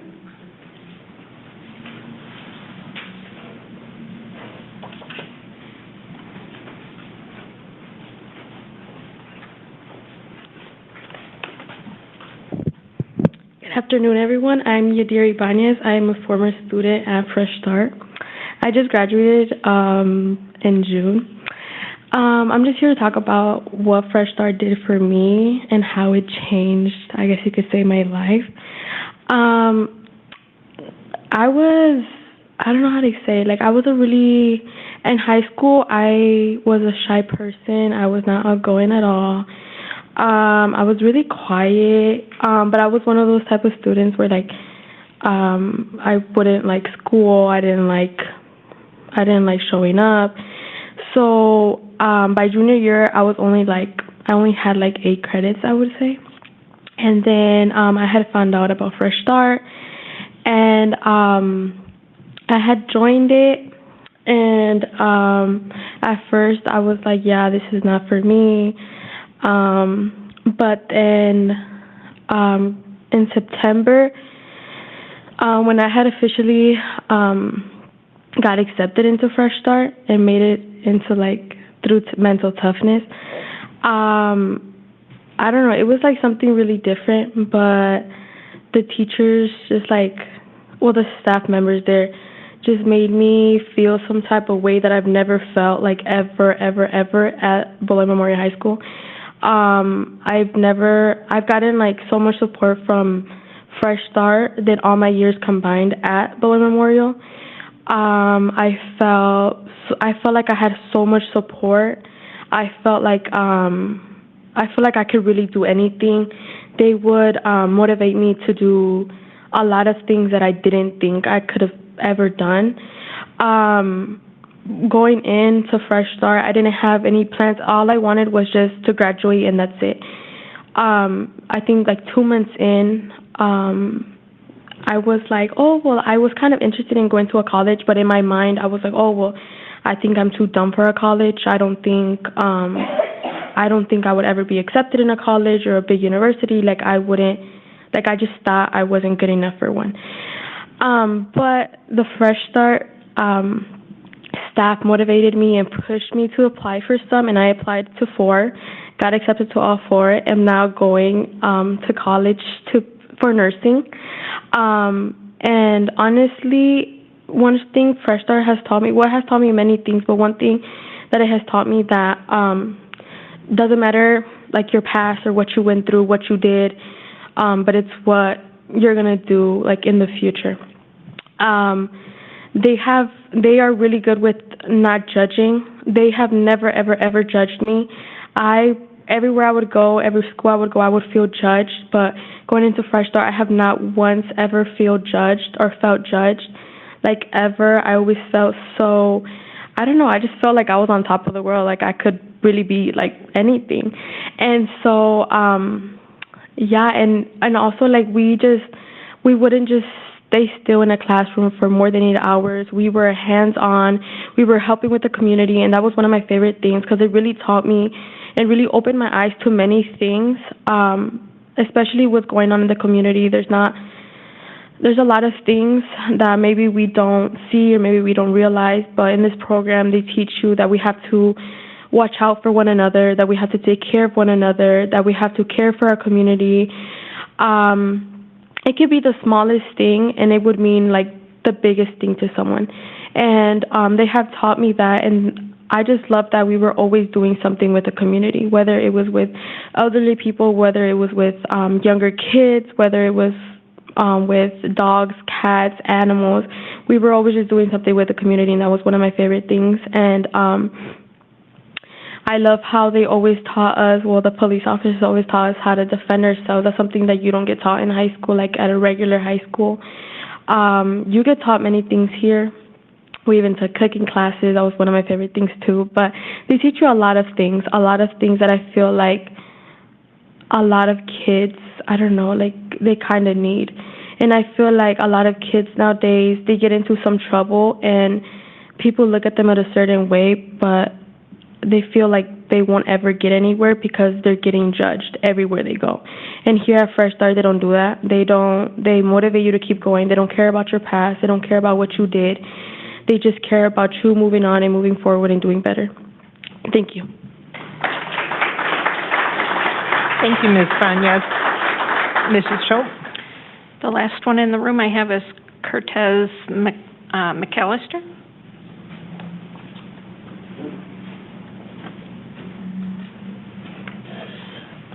Good afternoon. My name is Cortez McAllister. I'm a former Fresh Start student.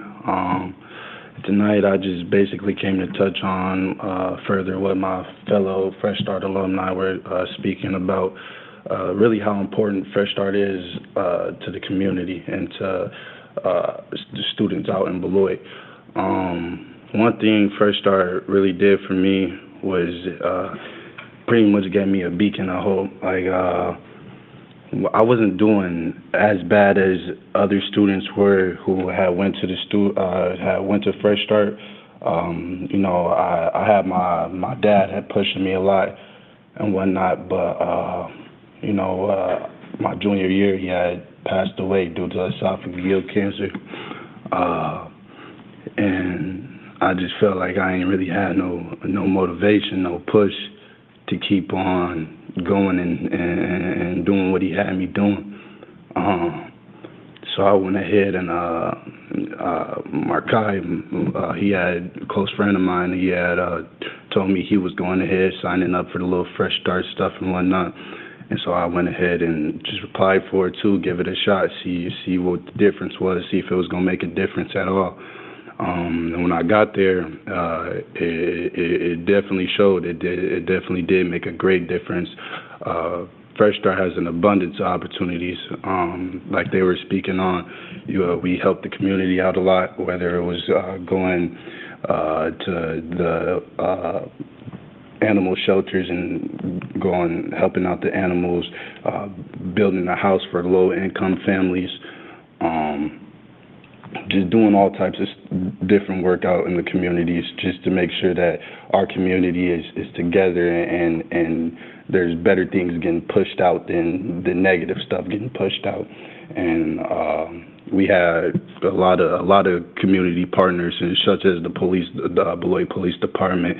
One thing they've done for me, I happened to get myself in a little bit of trouble, and they went ahead and had members from the police department, members from Fresh Start, go ahead and speak out for me on my behalf, on my character and how I am as a person and whatnot, and that helped me out a lot in my case,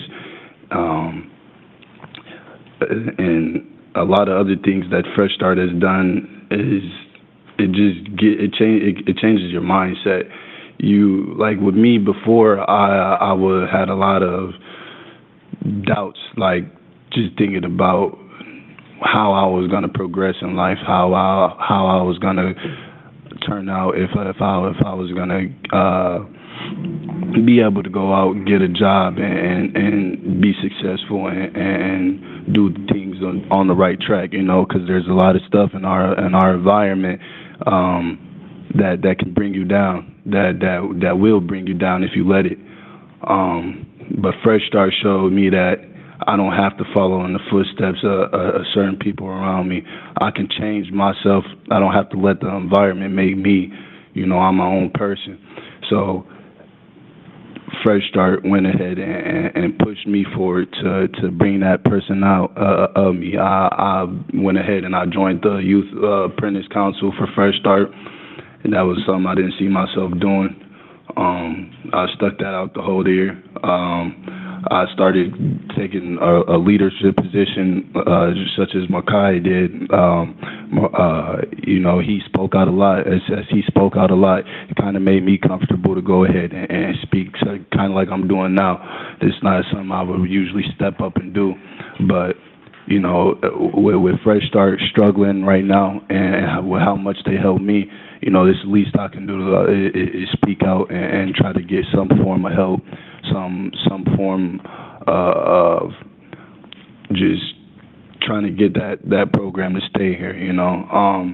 That's the main thing. That if you guys like Markai said here, if you guys do take anything into consideration, it would be to keep that program alive, is because it's doing a lot of things for a lot of young people, and I would hope that you guys do take that in consideration and do your best to try to keep that alive. Thank you.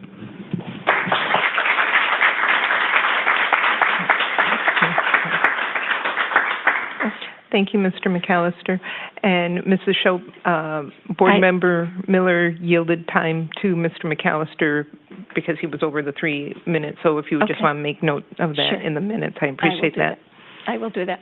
And I didn't realize, but 3 people had put their cards in the box out there, and they just came and told me, so I had them get their cards quick, so I do have a few more. Okay, wonderful. And just for everybody's awareness, there is a 3-minute limit unless you have somebody yielding an extra 3 minutes to you. So a total of 6 if there's someone to yield. Thank you. Mrs. Shope? Okay. I have Malia.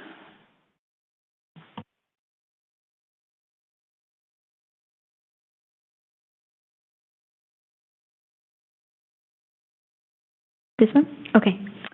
Good evening. My name is Malia Miller. That's Alicia. That's Jayla. And that's Kamani. I'm a current Nightingale and former Miss Beloit's teen. I am going on my fourth season of cheer. Today I'd like to address the reason I'm here, because I am an athlete, and what I do should not be discriminated against or discredited as a club or activity. My sport takes stamina, strength, and discipline. Being a cheerleader means being lifted and thrown to possibly 15 plus feet in the air, and as the one being lifted, it takes a lot of courage to do that, but I know it takes a lot more strength for the ones doing the lifting and throwing. Now, lots of people get what we do confused as one thing. That's not the case. We are a cheer, dance, and step team. Cheer requires us to encourage crowds to be hype and entertained. Not only that, but it's sharp movements and loud and projected voices. Cheer is also tumbling, jumps, and stunts. Dance, on the other hand, is finding the rhythm and feeling the movement. Dance is facials, fun, and energetic. Dance is storytelling. Without a theme or feeling, the crowd has nothing to grasp to. Step, a form of dance, began in Africa to celebrate and show culture. Stepping is making music with our bodies and stomping and clapping our hands to do so. The step team practices for about 20 plus hours a week, and I'm not joking. Okay? We're preparing for shows and performances during this time, so I hope you guys would come attend that as well. And blood, sweat, and tears go into what we do. We spend most of our time in the cheer room perfecting our craft, skills, and making sure that we're keeping things traditional but also adding our own flair. Though we do not bench 250, tackle, or shoot free throws, does not mean that we are not athletes. Come to a cheer practice and practice with us for a week, and you will soon see what we do, and you will appreciate what we do. First home game next Friday. Hope to see you there watching us do the sport we so dearly love. Thank you. Thank you, Ms. Miller. Next. Okay. My name is Kamani Ford, and I am the school board representative and class president of my senior class. I'm first going to talk about how cheer, dance, and steps shouldn't be considered as an activity. As a current member of the Nightingale's cheer, dance, and step team that's been on the team for 4 years, I'm here to tell you that we practice as much as all of the other teams do, maybe even more. We have to try out to be on the teams when other sports just let anyone make the teams with no exceptions. Sorry. We have had many Nightingales in the past getting sports scholarships for dance. So if we're not a sport, how would those girls go to college off sports scholarships for dance? Another thing I want to talk about is how cheer is split into 2 different seasons. They are split up into fall and winter cheer, so the talk of combining the pay for both seasons shouldn't be a topic of conversation. I also want to speak on how the district is trying to cut Coach Regina and Michelle's pay. How are they the only ones in the district, in the athletic department, that's getting their pay cuts? They've poured so much into the school district, and it just goes so unrecognized. They've been coaching for over 15 years, and throughout this time, the district has been picking with them. These are great women that are willing to do anything to help kids, whether it's taking students on HBCU trips, getting students extra help in school, or even just being there as a leader and guiding students on the right paths for success. They want to see us thrive and succeed, and it shows with everything they do. Now, since the talk about step and cheer being the same thing is always coming up, we are going to show you what the Nightingale Step Team is about and what we do. Okay.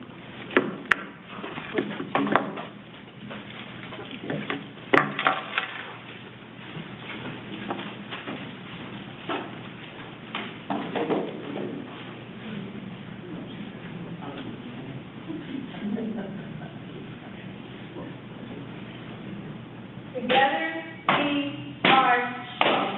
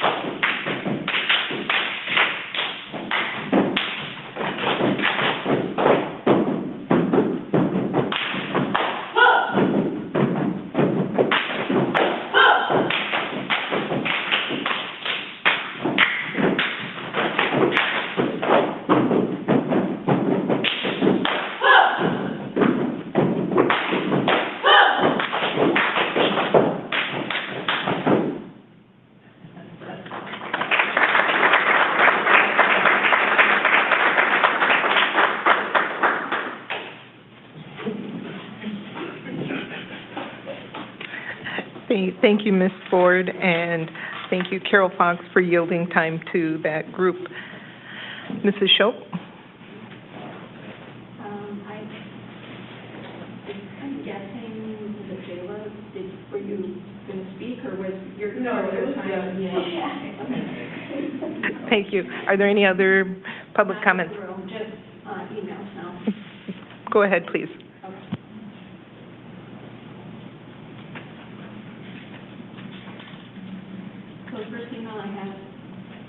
The first email I have is from Melinda. To the members of the Board of Education and our community, across the country, states are taking action to protect student learning by removing cell phones from classrooms during the school day. They have recognized what we see daily. Phones in class are a barrier to education, not a benefit. Yes, we understand that cell phones are part of students' lives. We understand that they help parents feel connected and provide a sense of security. But let's be honest, they are not needed during instructional time. In fact, they are doing real harm, disrupting focus and making it harder for students to stay engaged in lessons, fueling bullying and social pressures that spill over into school hours, raising stress and anxiety as students feel compelled to constantly check notifications, reducing academic achievement as divided attention weakens retention and understanding. Other states have said enough, and it's time we do the same. This is not about controlling students. It's about giving them the freedom to learn without constant distraction. It's about putting their education, mental health, and future first. We can join the growing numbers of districts and states taking a strong, clear stand, no cell phones during instructional time, period.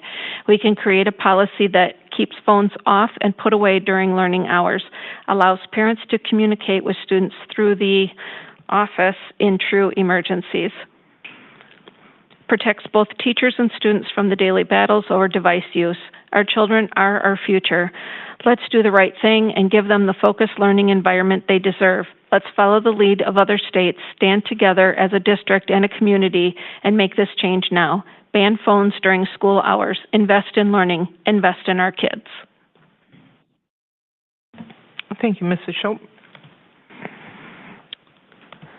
The next one I have is from Jessica, as well as several other Hackett teachers.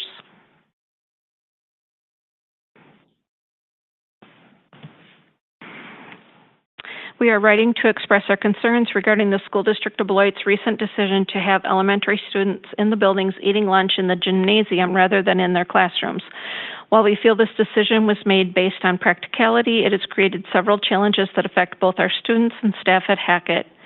Impact on physical education. The gymnasium is a critical learning space at Hackett, not just for physical activity, but also for fostering teamwork and healthy routines. With lunches now taking place in this space, physical education classes are forced to adjust in ways that disrupt years of established lesson plans, classroom management strategies, and student engagement. The limited space, combined with the noise and cafeteria setup, reduces the quality of instruction and restricts opportunities for students to benefit from a full PE experience. The lunch tables would be stored in the gym off to the side. Some of the tables are old and do not lock. This creates a definite safety concern for our students when participating in PE classes. In addition, at Hackett, the playground is very small. There is always a PE class occurring during students' lunch and recess times. This will result in students having PE class in half the gym every day all year long. The other solution is for them to go outside and share a space with students at recess, which adds even more chaos and noise and results in an even larger safety concern. Students' well-being and responsive classroom practices. At Hackett, we've worked hard to implement the responsive classroom philosophy, which prioritizes building strong relationships with students and creating safe, supportive learning communities. A number of years ago, we made a purposeful switch to classroom-based lunches to proactively create a more positive lunchtime experience. This change significantly reduced office referrals, stress, and negative behaviors while providing students with a calming period to regroup and interact on a more purposeful level with their peers and teachers. Benefits of classroom lunches. Time in the classroom at lunch allows teachers to reinforce responsive classroom practices while also giving students opportunities to practice oral language skills, build social emotional competencies, and engage in meaningful conversations. This family-like setting encourages healthy eating habits, provides a calmer environment, and strengthens teacher-student relationships. Additionally, classroom lunch fosters responsibility as students and staff share cleanup tasks, lightening custodial and cafeteria workloads while reinforcing respect for the school community. Inclusive decision-making. Decisions that directly affect Hackett's students and staff should involve input from those who live with the consequences every day. Teachers, staff, and families should value it. Teachers, staff, and families have valuable perspectives rooted in their daily experiences with our students. A collaborative process ensures that decisions align with Hackett's educational philosophy and truly serve the best interests of children. Request for reconsideration. For these reasons, we respectfully urge the board to reconsider the current lunch arrangements at Hackett Elementary and to engage the school community in developing a more student-centered and equitable plan. Thank you for the commitment to our children's well-being and for supporting the strong educational practices at Hackett that have worked so hard to build. Sincerely, school teachers and staff. There's a whole list of them. Thank you, Mrs. Schopp.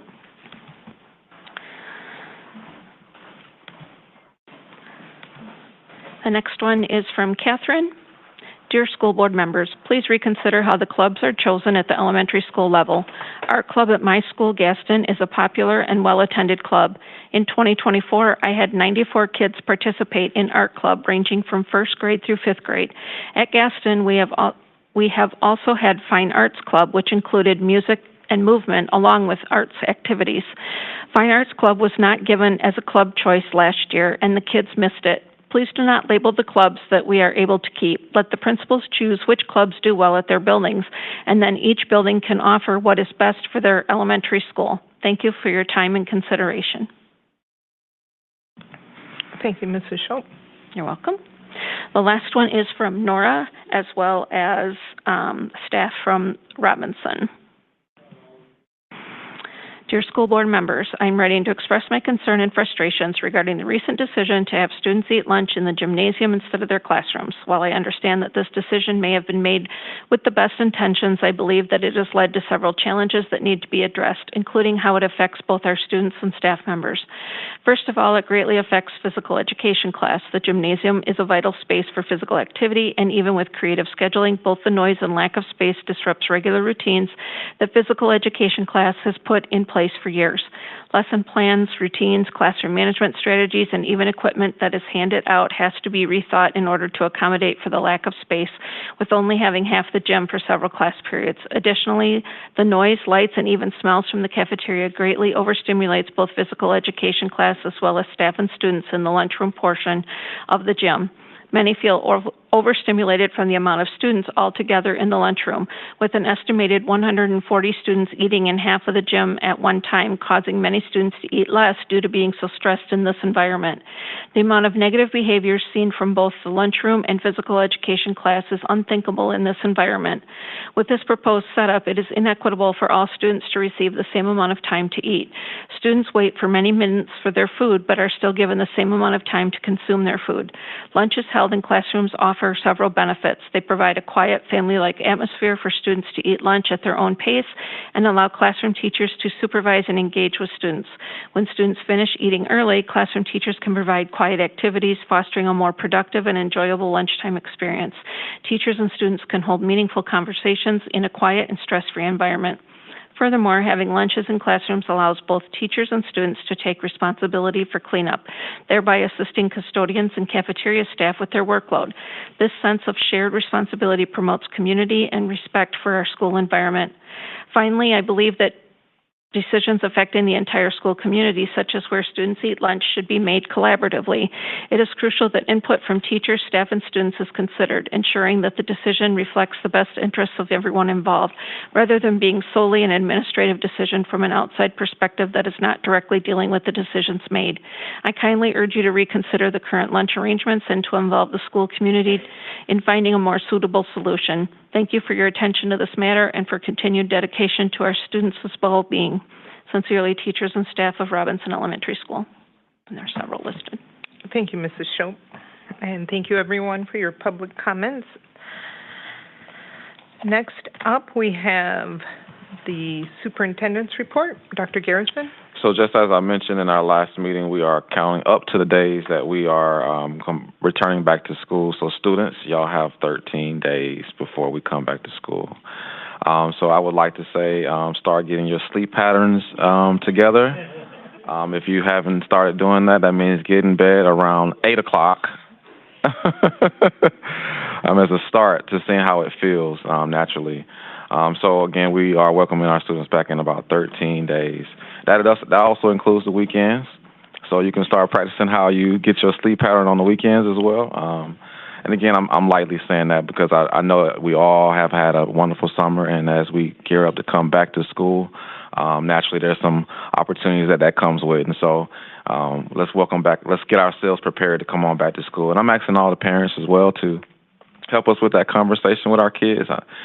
Those first few weeks of school is kind of hard. They're kind of waking up. They're kind of getting used back to the schedule. And so as we start having those conversations about coming back to school, parents, please just remind our students that we can't wait to see them back here on September the 2nd. Which brings me to on September 2nd, we have like a soft start for our 4K 4K kindergarten, 6th grade, and 9th grade opportunities. And so those students will come back on September the 2nd, with all students returning back on September the 3rd. Okay, so all students come back on September the 3rd. Our third annual health fair is Saturday, August the 23rd.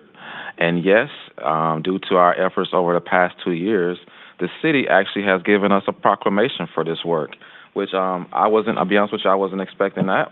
But the city has given us a proclamation, and I'm not going to read all the whereases, but it is definitely a proclamation that they've given us for that work that we've done over the past 2 years, and having in this case, an all-community health fair, which does a lot for not just our students, but any students that live in the community.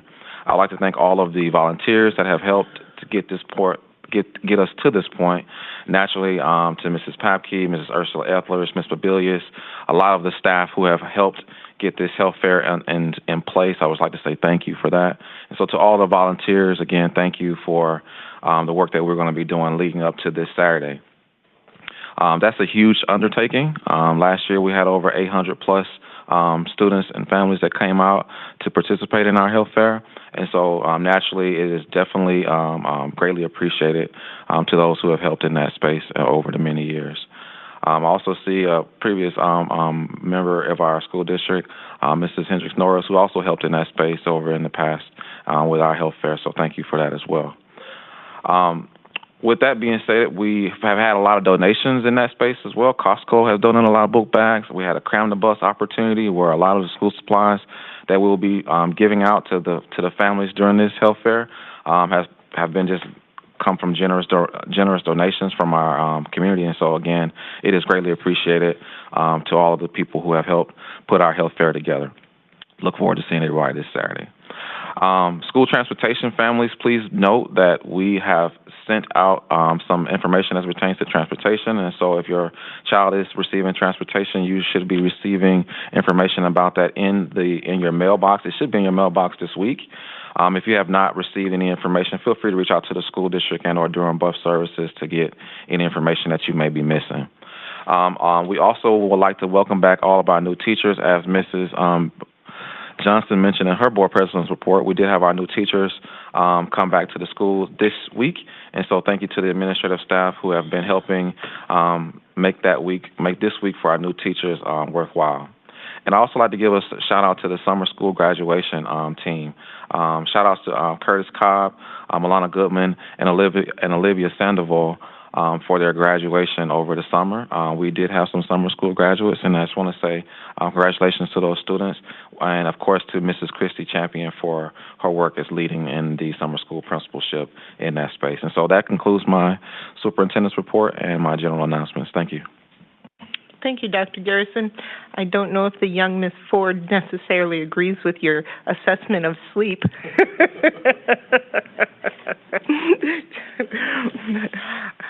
Next up is the Governance Committee report.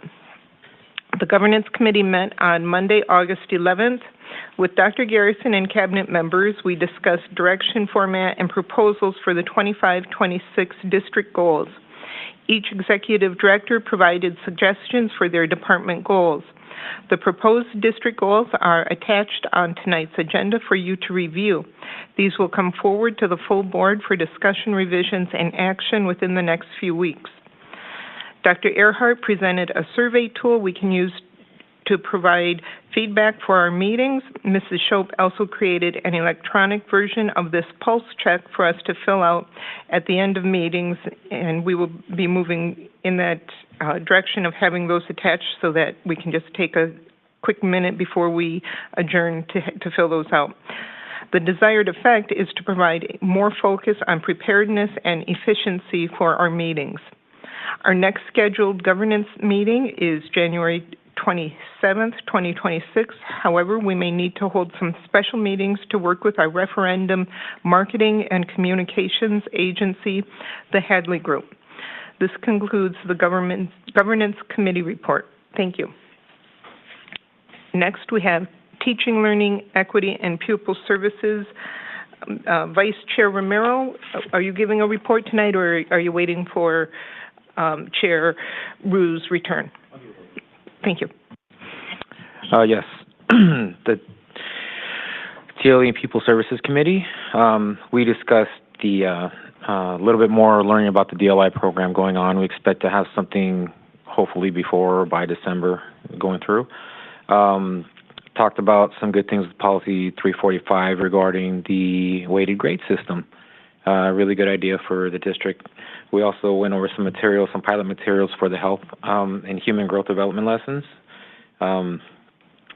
Talked about contracted services approvals and a great CTE grant that we received. I'm looking forward to see that robotic arm sometime. And preliminary report from the Ad Hoc Student Success Support Committee. There's a lot of good stuff coming out of that committee.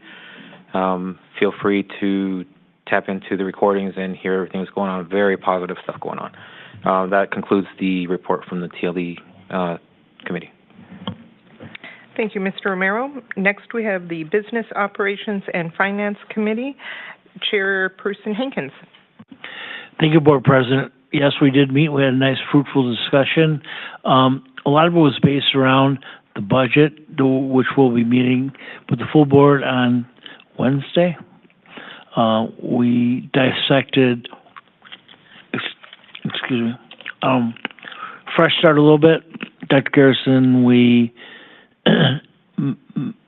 talked with Ms. Stenroos. A lot of that is going to get pushed forward or backwards, then forward again for reconsideration. A lot of nice conversation about the whole program, and I think it was just determined that we need some more input before we move forward from that. And that is my committee report. Thank you. Thank you, Mr. Hankins. And next is the legislative update. The Legislative Liaison, Board Member Hankins, do you have a report for us tonight? Unfortunately, I don't. I'm starting to get used to this cadence of all these responsibilities, but I do not have one. My wingman, Megan Miller, we've both been kind of AOL for a while, but I will come back with her help on the next meeting. Thank you. Thank you, Mr. Hankins. No problem. We are happy to have you both back. That's how we prefer it. That brings us to board action discussion items. First up, we have an update from the Hadley Public Relations Group. And tonight we have Shauna with us.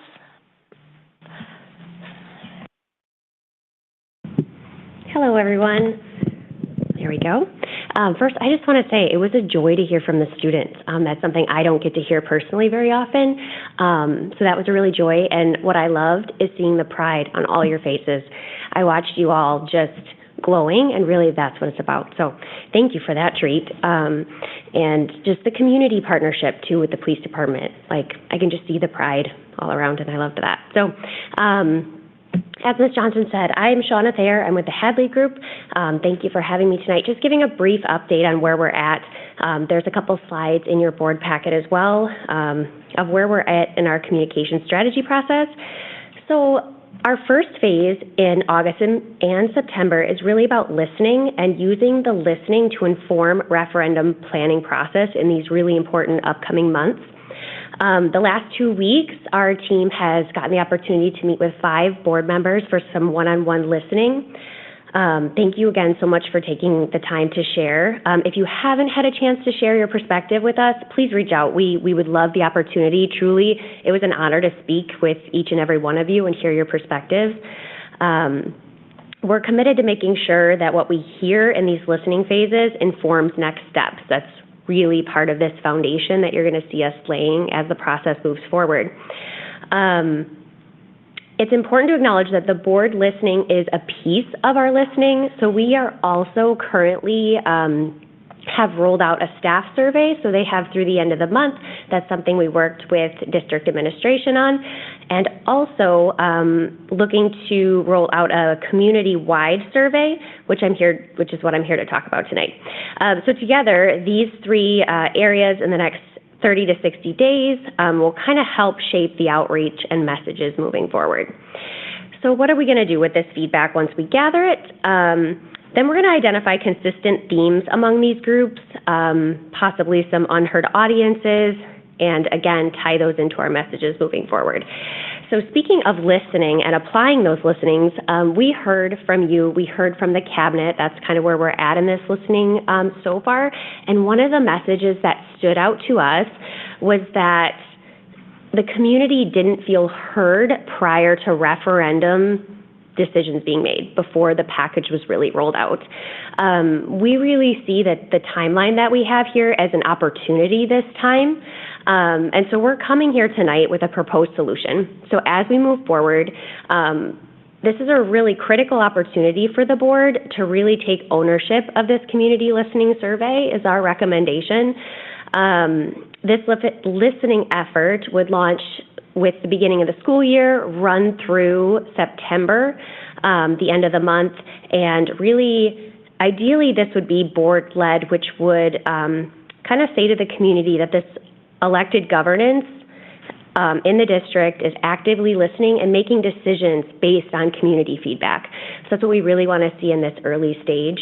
The Hadley Group would work with you all on the logistics, the execution, but really having your buy-in and being a group of leaders who listen to the community is really important in this early stage.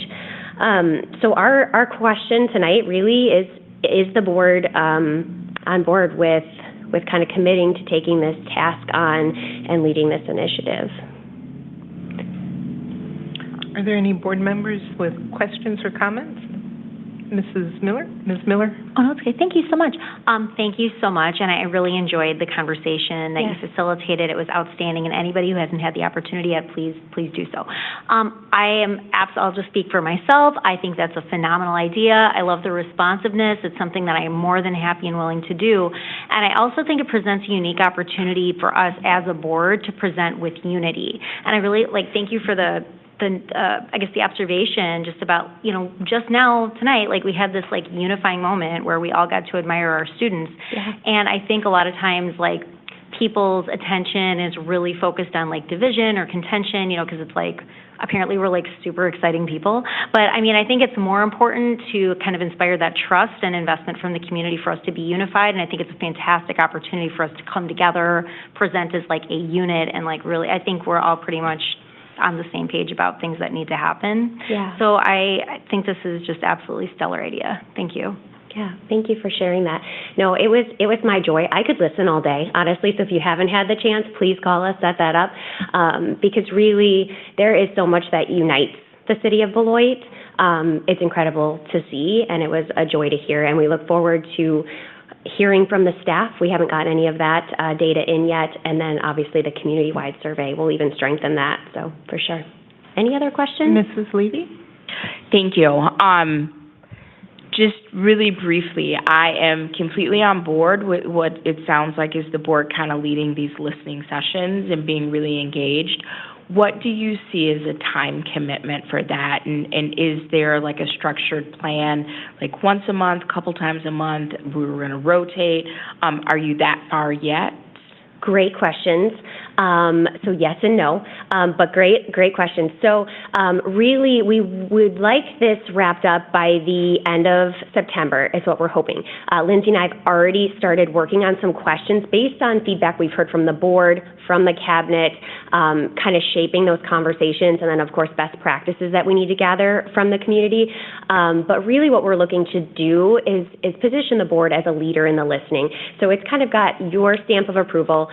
We will propose questions for you all, whether that's a committee or however you guys review and approve those. And then for you guys to really help us identify, we have some ideas of where these need to go, but where else they need to go. Who is underrepresented in this community that we're not hearing from? So we do see a digital option and then in-person option as well.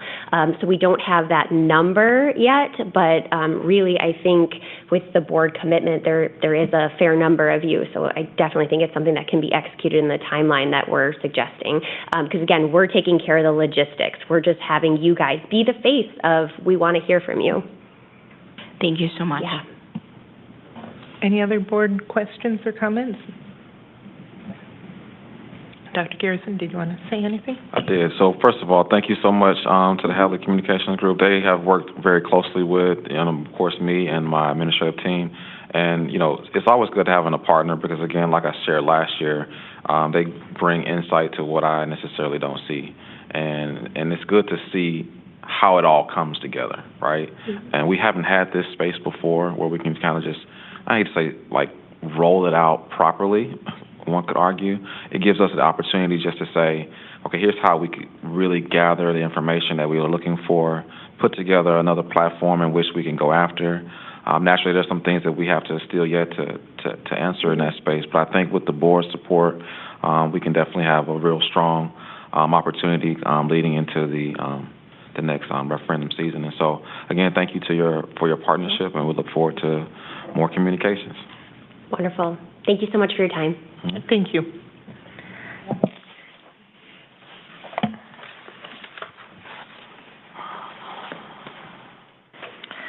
Next on our agenda, we are at this time of year where the WASB resolutions are due September 15th.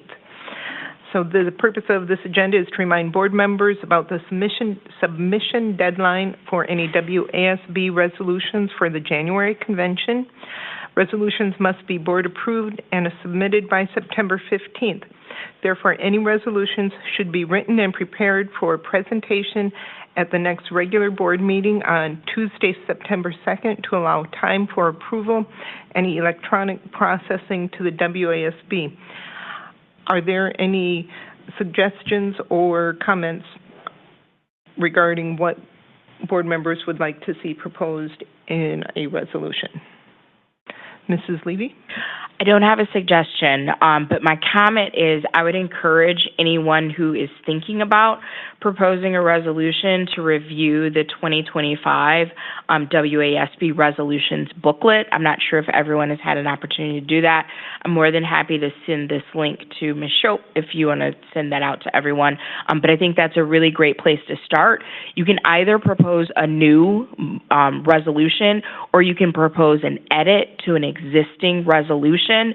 But just one point of clarification as someone who has served on the statewide policy and res committee, once we submit the resolution, it is really no longer ours.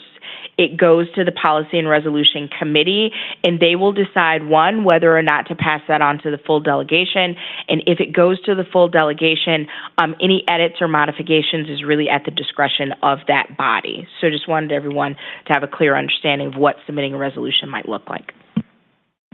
Thank you. Are there any other board member questions or comments regarding the WSB resolutions or, thank you, Mr. Hankins?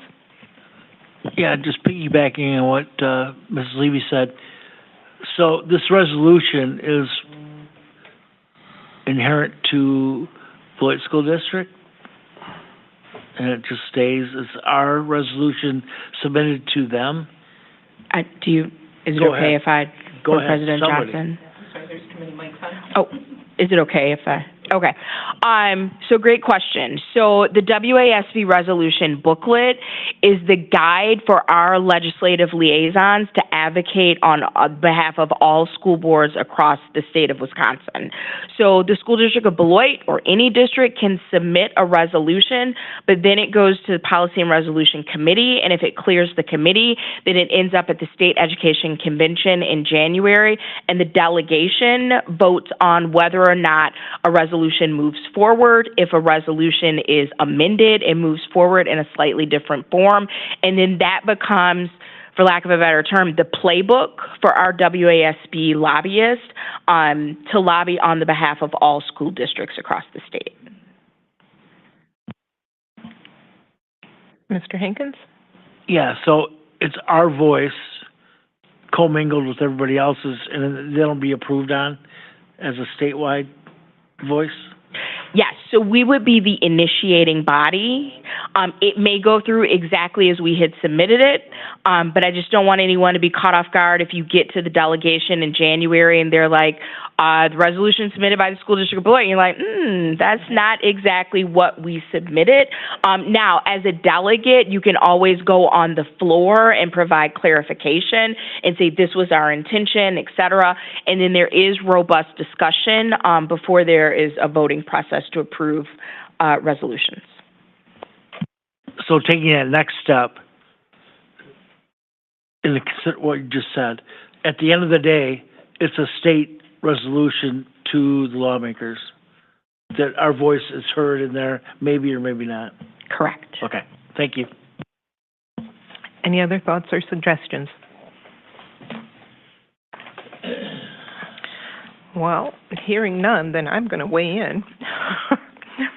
So I came up with some ideas over the past year, hearing about the DPI report card and the groans at the last January convention about how it's made it very difficult for school districts to compare year to year how we've been doing. So perhaps the DPI, we could have a resolution suggesting that the DPI, every year they change their report card scoring method where year-to-year comparison is not valid.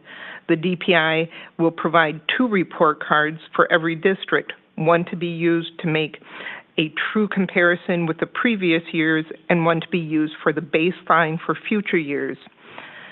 Another consideration I thought about was that Wisconsin needs to develop a better public school funding system. Another one, to allow districts to be able to retain students who fail to demonstrate meeting minimum academic progress without penalty to the district. Another, also without penalty, allow districts to be able to retain students for lack of meeting a minimum attendance requirement. Another one, change the licensing requirements for DLI professional educators to what the previous requirements were. And lastly, to allocate more of the state's surplus to cover training and education for teaching students who teach in high-poverty schools for X number of years. Those are my thoughts and suggestions that I hope the board might want to consider. If there are no other, Ms. Miller? Yeah, no, I mean, I think I have a few questions about how exactly they would come up with 2 report cards because it just depends on what changes from year to year. But yeah, no, I really appreciate, I think, pretty like-minded with where you're at. We have in the past submitted a couple of resolutions that have touched on many of the things that you touched on, but then there's some really good new ideas in there too. So I was just curious what your thoughts were. I mean, are you planning on writing drafts for all of those, or did you want our feedback on, like, did you want us to prioritize them, or do you want help writing those? Like, what do you see the process going forward? If board member, well, I didn't hear anybody else saying they had any resolution ideas, but if any of these resonate with any board members and they want to work on writing them. I don't know if Mrs. Shope has any time to help, or perhaps the board consultant can give us a hand as well in terms of writing draft resolutions. But if board members would love to weigh in, and this is our opportunity to tell the state what we want to see. No, absolutely. And can I make a suggestion? Like, maybe could you send your list to Ms. Shope? And since, we don't want to all be emailing each other back and forth, could maybe, like, each of us respond maybe individually to Ms. Shope and say, like, hey, I'd love to work on blah, blah, blah, whatever. And then she could get that to you, and we can just kind of coordinate from there. Because I just want to be careful, like, if people want to work together, if they're, we just got to consider quorums and things like that. So I figure if you want to just have eyes on that first, and then, like, we can go from there. I would love to help write some of those. So thank you. No, I think that's wonderful. Mrs. Shope, I don't want to overcommit you, but would that be doable? Yeah, I can send a couple emails for you. Thank you. Thank you. Any other board members or comments? Okay. Oh, Mr. Hankins? It's just overall 1,000 feet up. What is WASB's relationship with DPI? Sure, they actually do work hand in hand, and a lot of times people don't think they do, but they actually do. The school boards and DPI, naturally, school board, DPI, and the teachers union, we have a lot of collaboration around some of the things that we want to see at the state level. And so, yes, they do work together, and there is some collaboration there. So they do listen to WASB, in your mind? I mean... Yeah, it's a collaborative approach. Yeah, yes. So, I mean, going through this exercise and WASB submits it, we can submit anything. I think, I understand. I think what it comes back to is how the state wants to act on it at the legislative level. Right. Yeah, so that's where... WASB is credible in DPI's mind. Yes, sir. Okay, thank you. Ms. Thank you so much. And if I may clarify, Mr. Hankins, like the resolutions, so those resolutions don't necessarily just go to DPI, like it's to our elected representatives. So what would have to happen then is, like, for example, President Johnson's suggestion about the report card, even though that would be implemented by DPI, the state legislatively would have to direct DPI to do that. You know what I mean? So I think that's a really good point that you made about, like, the collaboration and lobbying and, to some degree shared vision, but ultimately it's the state that has to move on it legislatively. No, thank you.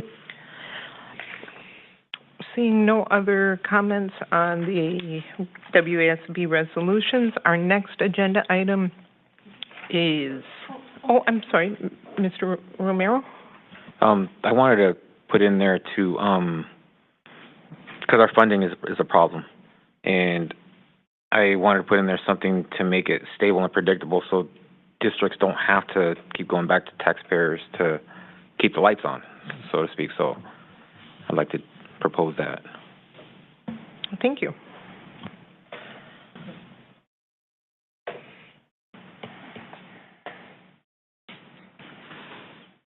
Ms. Miller? I'm sorry, I promise I'm going to stop talking after this topic. So that just reminded me, Mr. Romero, so thank you so much. We actually did come up last year. We did a legislative presentation to people who were willing to show up, which was Mark Spreitzer and Clint Anderson.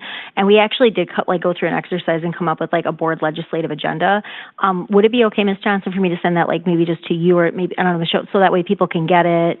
And, that way, we can have common language and certainly add or change, but just want people to see that, so we don't have to reinvent the wheel. So, thank you. Sure thing. Our next item is the Policy 181 Rules of Order. Policy Committee Chair Brian Nichols. Thank you, Board President Johnson.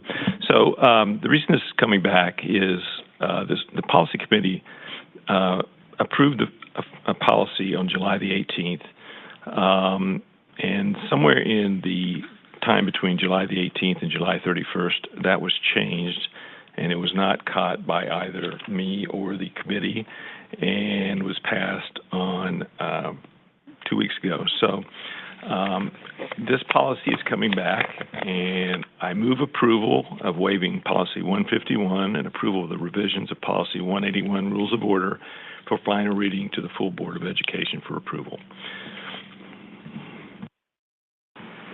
There is a motion. Is there a second? Second. Motion by Brian Nichols, second by Juan Romero. Any discussion?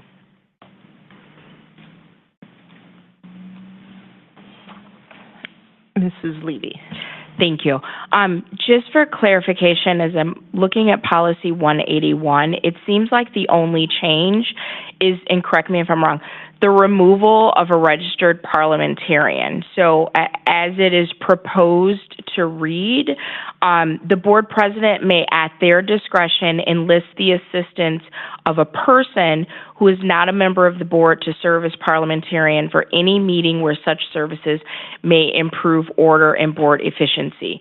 So is there something that I'm missing, or is the only proposed change that we not have a registered parliamentarian or someone who is trained in parliamentary procedure, and it can just be any person? Did I miss something? That is correct. Okay, thank you so much. That's definitely not something I could support. Any other discussion? Hearing none, there's a motion to move approval of waiving policy 151 and approval of the revisions of policy 181, rules of order for final reading to the full Board of Education. All in favor? No, I'm so sorry. Can we get a roll call vote, please? Sure. Mrs. Schultz?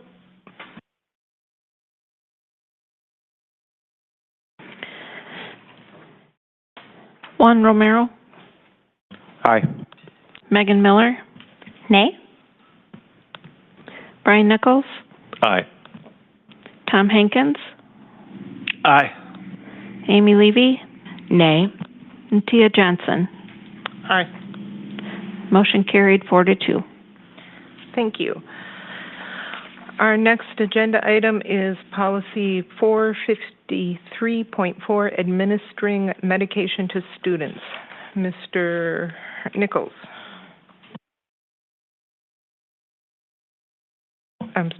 Administering medication to students. Oh, no, that one was removed. Yeah. Yeah, that one. Yep, so.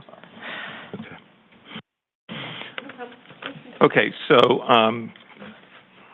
I move approval of policy 453.1, administering medication to students for final reading. The amended policy is attached, and the policy committee spent a great deal of time with Mrs.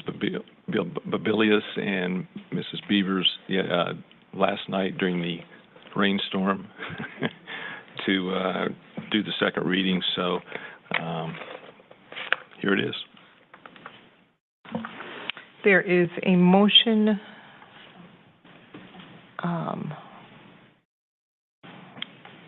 to approve the revisions of policy 453.1, administering medications to students for final reading by Brian Nichols. Is there a second? Second. Second by Tom Hankins. Go ahead, Mrs. Levy. Thank you. Just for clarification, we're looking at E, correct? I think you said 453.1. Are we 453.4? Yes, you're right. Okay, thank you. My apologies. Yes, it is 453.4. There's a motion by Brian Nichols, a second by Tom Hankins. Any discussion? Ms. Miller? I think I did something. Sorry. Thank you. No, so thank you so much, Mr. Nichols, for filling us in. I just to clarify, the administration supportive of the changes, because I just want to make sure I know that stuff's okay, like lots of standards and regulations. Perfect. Sounds great. Thank you for your work on that. They were all there. Any other questions or comments? Yes. Mr. Hankins. We asked a couple questions at the committee, and I'm not. Were they answered? I know okay. Missy was nodding her head. Okay. Thank you. Any other discussion? Hearing none, all in favor? Aye. Aye. Aye. Aye. Any opposed? Motion carries unanimously. Next, we have 453.4 Rule 1, Administering Medications Procedures. Mr. Nichols. Thank you, Board President Johnson. So I move approval of the revisions of policy 453.1. I'm looking at the wrong one. Sorry about that. No problem. 453.1, Rule 1. 1.4. You did the same thing I did. The what? You did the same thing I did. 453.4, Rule 1. Okay. It's okay, I'm reading, never mind. Anyway, just like the other ones, we spent a great deal of time last night in the rain, or listening to the rain, going through these policies with Mrs. Pupil and Mrs. Beavers. Thank you guys for all your help. Everybody was involved in the conversation and questions and answers, and they did a great job. So it's ready to go. Thank you. There's a motion by Brian Nichols to approve the revisions of policy 453.4 Rule 1. Is there a second? Second. A second by Mr. Hankins. Any discussion? Hearing none. All in favor? Aye. Aye. Aye. Aye. Aye. Any opposed? Motion carries unanimously. Next, we have the consent agenda. Typically, there is no separate discussion of the items unless a board member so requests, in which event the item or items will be removed from the general order of business and considered in their normal sequence on the agenda. Would any board members like any items removed? Mrs. Levy. Thank you. I definitely need item E removed, and then if I can ask a question, that'll let me know if I need anything else. If the consent agenda is approved as a group of items, does the recommended motion language stand as the board motion for approval? Can you repeat the Absolutely. question? So if the consent agenda is approved as a group, does the recommended motion language stand as the board motion for approval? For each individual? For each item that's listed. Okay, in that case, I need items C and D removed. And then I guess this is a Ms. Shope question, if that's okay, Board President Johnson. Does it matter the order of motions? Like both, so I'm referring to the minutes, which is item F, and both motions are accurate, they just didn't happen in that order. I don't know if that's a thing or not. Does it matter?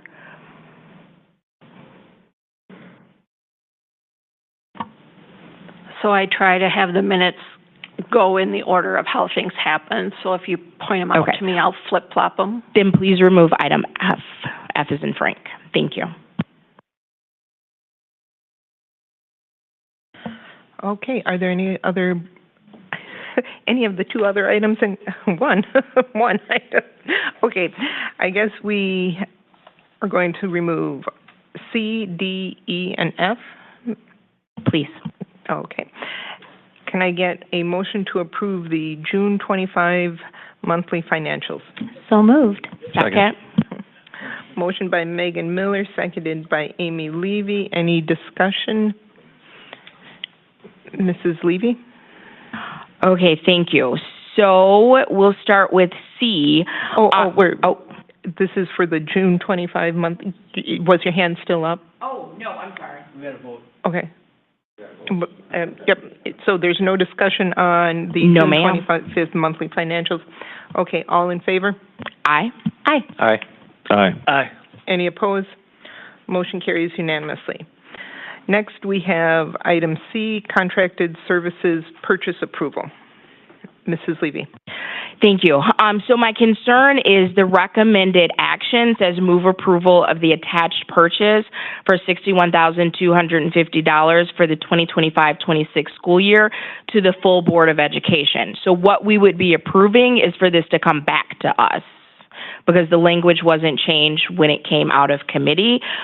So what I would propose, and I don't want to cut off discussion if anyone has anything else, but move approval to purchase access to the core communication platform Blackboard at an amount not to exceed, wait, am I on the right one? Yep, $40,891 for the 2025-2026 school year. Pardon the interruption, but that didn't come out of committee. Oh, it was pulled?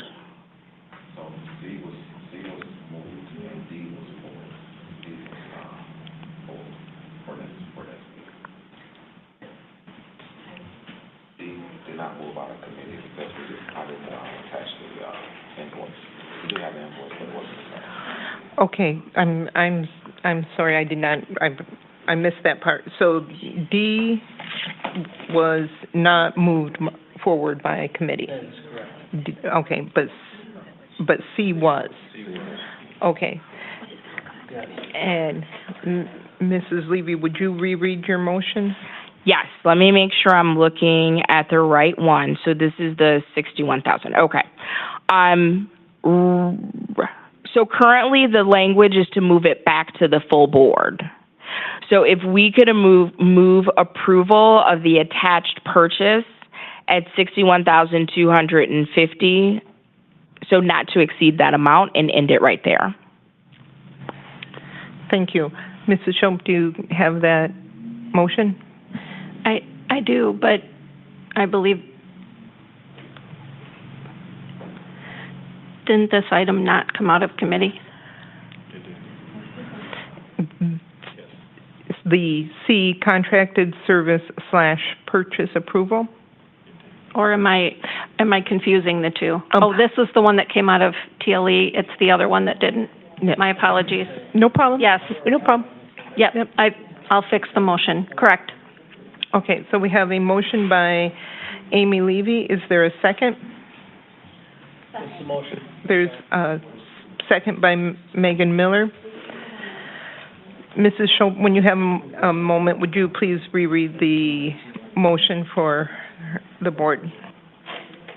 Yes.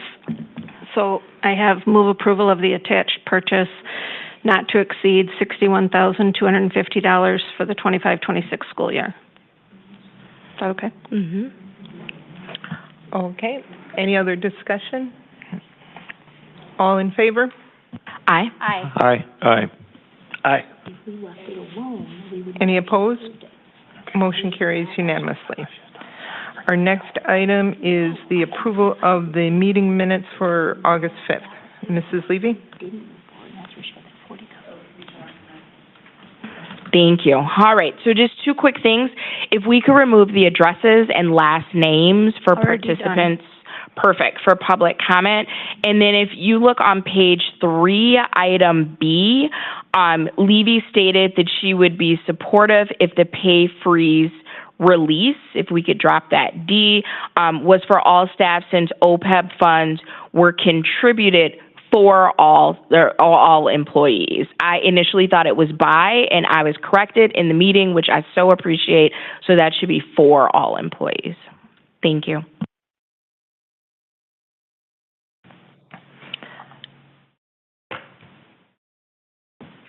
And there is a highlighted fragment there that just says Levy asked about if we could either remove that or finish the statement. Okay, thank you. Already fixed. Awesome. Any other discussion on the August 5th minutes? Is there? I'll have to, I think, abstain. Oh, okay. Sorry. Okay. Is there a motion to approve as amended? So moved. Second. Second. Motion by Juan Romero, seconded by Brian Nichols. Any discussion? Hearing none. All in favor? Do you Oh, Mr. Hankins? Yeah, that meeting, I know I was on the phone for most of it. If you need to abstain, I think I need to abstain, right? I think I cut out at the end. That's my recollection. Okay, I'm not going to force you to vote No, on no, it. that's my recollection, though. Okay, so all in favor? Aye. Aye. Aye. Any opposed? Any abstentions? Aye. Me too. Motion carries 4 in favor and 2 abstentions. The last item is approval of the special meeting minutes for August 11th. Mrs. Levy. Thank you, and this one is just, it'll be brief. At the end of the minutes, the motion to postpone the 8/11 personnel recommendations came before the move to direct the executive director of HR, superintendent, and legal to create a salary matrix for the dean position. So if we could just flip those two. Thank you. Okay, any other discussion for the August 11th minutes? May I get a motion? I move approval of the August 11th special board meeting minutes as amended. Second. Motion by Amy Levy, seconded by Brian Nichols. Any discussion? Hearing none. All in favor? Aye. Aye. Aye. Aye. Any opposed? Any abstentions? Motion carries unanimously. Our next item is policy human resources recommendations regarding Dean of Students compensation range. The purpose of this is to share with the Board of Education the proposal of the Dean of Students position's compensation to be based on the certified compensation matrix with a specified range from $50,000 per year to a maximum not to exceed $70,000 per year and ineligible to CPI increase in the 25-26 school year. Dr. Garrison and Mrs. Almendarez. Yes, thank you. Per board's discussion, we did go back and have additional conversations as requested, and we looked at the compensation matrix once again for the Dean of Students position to be more specific and aligned to the $50,000 per year range with a maximum not to exceed $70,000 per year. And again, as mentioned in the purpose, and is ineligible for the CPI increase in the 25-26 school year. This information that you see before you will capture our Dean of Students opportunity in the school district, and that's where the administration and team is at right now. Thank you, Dr. Garrison. Are there any questions or discussion? Mrs. Levy. Thank you. So unfortunately, this is not something that I can support for several reasons. Mainly, I think this leaves the certified educator compensation matrix vulnerable. If the Board of Education can decide to pull off a position and change the pay range for that position, I just don't think there's any guarantee that staff can look to understand how they will be compensated. My other huge concern with this is I think this penalizes veteran teachers, especially those teachers who have advanced degrees. If they are looking to move into leadership and become a dean, they are, in some cases, could be asked to take a pay cut to do that. And I think it adds insult to injury to say you are also not eligible for a CPI increase after we have potentially taken money that you have earned through your years of experience and through your additional certifications and degrees. I am very uncomfortable, one, with the board having the ability to manipulate the pay matrix to fit a certain range, and two, to potentially penalize veteran teachers, especially those with advanced degrees. I cannot support this. Thank you, Ms. Levy. This is not a position that is getting pulled from the certified educators compensation plan, this is a position that is being created. To my knowledge, there has never been an elementary level dean position in the school district of Beloit. And per different policies, it is within our purview to approve salary ranges. Ms. Levy? Oh, well, since you... I'm sorry. I said Miss... Did you mean Miss Miller? Yeah, I was looking at your picture, but I saw her green dot, so... Well, I'm going to take a point of personal privilege because you called my name. Just because something is legal does not mean it is the right thing to do, and I'm going to climb down from my soapbox. Well, I agree with you on that, but this one, considering the purpose of why we changed AP positions to dean positions, it was purely for the financial situation we are in. And Ms. Miller? Oh, I'm sorry. I just want to add that there are instances, quite a few that have occurred during my tenure here, where we have had, whether it be an instructional coach or a teacher, move into an AP position, and they too experience a pay cut when they switch to becoming an administrator. Just to clarify, this is not exclusive of the dean position. Ms. Miller? Thank you so much. So actually, Mrs. Levy took the words right out of my mouth. So, point of personal privilege, I would agree with that statement. So while I do understand that this is a legal thing that we're able to do, and I'm absolutely, completely empathetic with my colleagues on the board who are concerned with, just like the financial impact to the district at this point, I feel like as a teacher and as somebody who works in public education, it does create a sense of instability at a time that we're trying to retain staff to make a late in the game change. I think this process has been destabilizing to the district in the sense that we now have buildings that don't even know who their administrators are at this point. And so I just want to echo the concerns I think that Mrs. Levy pretty much pointed out. I did have a clarifying question, and if you don't know, and I'm remiss because I should have emailed, and if you cannot answer, this is totally fine.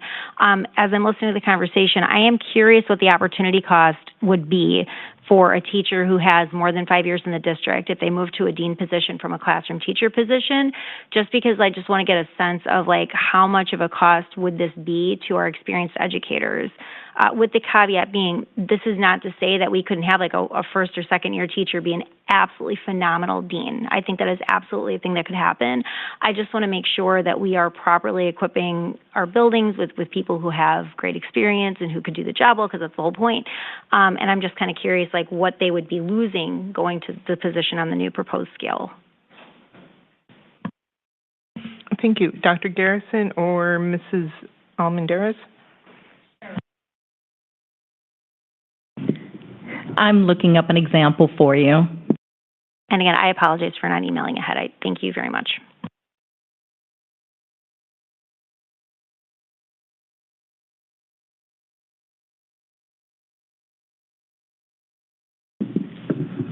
So the unnamed example with 6 years of teaching experience would come in the 60s, 61, 62,000 range as a dean, whereas as a teacher, they're coming in at 58,105. So I think it's when we're really getting into 10, 15 plus years that you start seeing this shrink a little. I appreciate that, and I think it would be good. And it obviously, again, I'm putting you on the spot right now. This doesn't have to happen this evening, but however the board chooses to go forward, I do think it's important just to communicate that out to the staff as a whole. Just what's the threshold? At what point? You know what I mean? Because I just personally feel like that's something that I would want to know as an educator. So thank you, Mr. Hankins. Yes, just going back to when we discussed this last night, Dr. Garrison assured us that it was vetted, via legal and I understand that legal doesn't mean it's always the correct thing to do. And I disagree with Board President. This was a financial move. To me, it's the best of both worlds, and I understand why we did it. But to me, just me, this dean is going to really help support the building administrator. It's well defined on what the dean is going to do to help the building administrator, i.e. the principal there. And I think it's a well-defined avenue for us to go down, and it kind of serves both purposes. Yes, we may have cut a little money, but it's a well-defined person in that building to help our building administrator and our students. So I'm totally in favor of this move, and I don't agree with it. It was just made because of its cost savings. I thought in the end, yes, but it should have been made way before. Thank you. Thank you, Mr. Hankinson. Let me perhaps clarify and shed some light on this. The board moved to eliminate 3 of the AP positions at the elementary level, causing the remaining 3 positions to have to service 2 school buildings.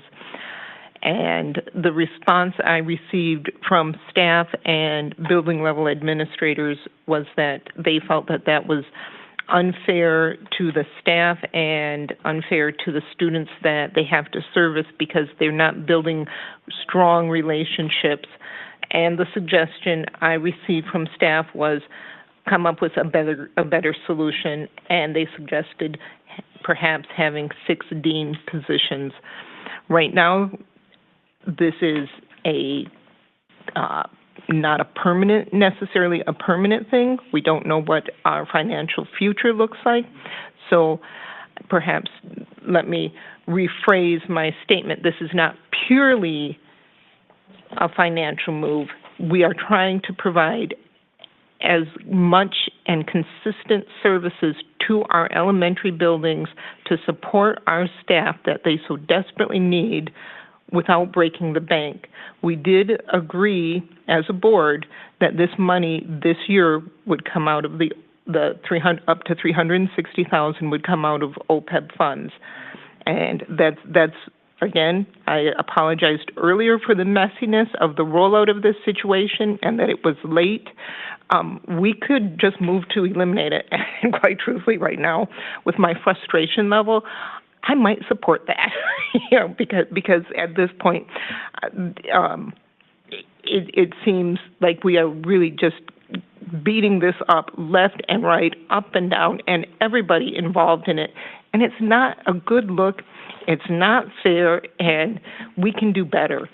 So I think we need to decide, are we going to approve this? Let's move on and get it done with, or say, no, we're not going to have it, and we've had just APs in the elementary schools in the past, and that might just be the best solution. Put those dollars and resources back into the classroom, maybe give them classroom, those dollars for training for classroom management or something else. It doesn't have to be this, but what we have, especially cutting down to 3 APs, is not going to make improvements that we need to see in our district. Mr. Nichols?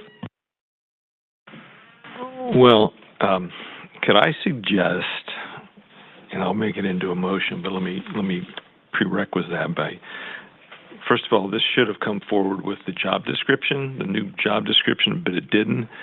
I would recommend that we move this to tomorrow evening for a short. I know that's a stretch. No? We're under the 24-hour posting timeline. Well, that's true. Okay. Forget I said anything. Thank you.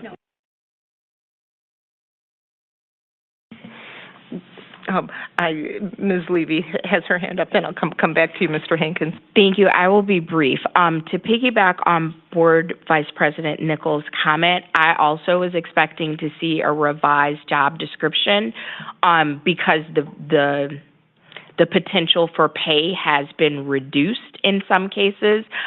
is there something that you can share about, like, how that job description has decreased to fit this pay range that is not necessarily aligned with the compensation model, again, for veteran teachers? Sure. The job description was just provided last night at the Policy and HR Committee meeting. I don't know that we were in time to repost. That's a Michelle question. However, the job description is still consistent with what the goal was for a dean. They will not be conducting functions that require administrator licensing. For example, other than on a very limited basis, they will not be running the building. They will not be conducting the educator effectiveness, the evaluations for the classroom teachers. Their focus will remain primarily with the students themselves in addressing the behaviors, the attendance, assisting with the attendance, and other matters that, again, are directly associated with the student and not all of the other responsibilities that fall upon a licensed administrator. So, and thank you for that clarification. So if I go back to last night's meeting and pull that document, it will be a clear distinction between the document from last night and what was previously provided for a dean position. Like, I'll be able to tell the difference in role, because it seems to me like some of the things you just listed, that was already understood for the original dean posting. Is there something that I'm not understanding? Well, the scope of the position itself has not changed from one to another. The only thing that changed from the original is the way that it was worded. There was a lot of overlap with other roles, and it was misleading as to, is that going to be a social worker lead or is that going to be a dean lead? So it was cleaned up to make sure that we keep individuals in the right lane. We did not necessarily take away the essential job functions to justify anything. The justification for the pay is based on essentially they're not certified as an administrator, and they're not doing evaluations, and they're not independently operating the building other than on a very temporary basis. Okay, so the job description substantively has remained the same, but we could potentially make the decision to put a cap on the pay. That is correct. Thank you so much. Any other, I'm sorry, Mr. Hankins. Yeah, I just want to reiterate, and I think I was misconstrued in my comment. I am totally in favor of this deanships, and now that it's been defined the way it's been defined, and the parameters set in place, and with assurances that I've gotten, I'm totally in favor of this. I think it's the best of both worlds of eliminating the APs and putting a deanship in there to help the AP. I don't want to be misconstrued. Yes, it was born out of a need to shave some money, but to me, it's a win-win-win. So I don't want to misconstrue. I'm all for it. So thank you. Thank you, Mr. Hankins. Any other board members? Is there a motion? Let's see. Is there a motion for this agenda item that a board member would like to make?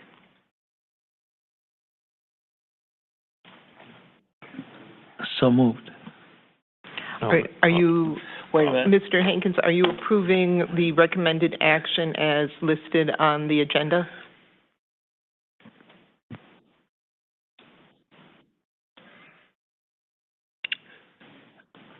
Could I ask for clarification, please, before I answer that question? Sure. Clarification of the motion? Or what I'm motioning for, I guess, is my...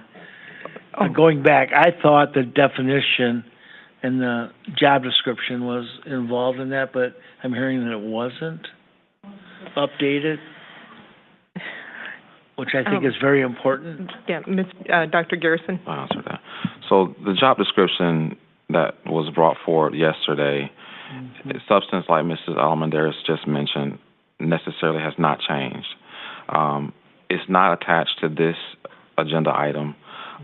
We could bring back the job description for the Dean of Students that you all looked at yesterday with those changes that you mentioned in that space. I say you, the team, of course, the committee, of course. And that could be brought forth if this is approved, when we bring the Dean of Students name recommendations forward. And so naturally, we can look at the job description, before that, and or after the fact. And so to me, the job description can be looked at prior to us bringing on anybody in a very quick board conversation, and or we would have to wait until the next board meeting to do so. Again, the substance of what we've been talking about for the past 2 months is still there. We have not deviated from what we have discussed over the past, 2 or 3 months now. And so that's where we are with the job description. And that's how we could actually rectify this situation. Right now, I think we need to either, of course, the motion, recommended action is to move approval of the positions based off of what you see here. And then we, of course, can bring back the job description for later approval at the board's discretion. Mr. Nichols?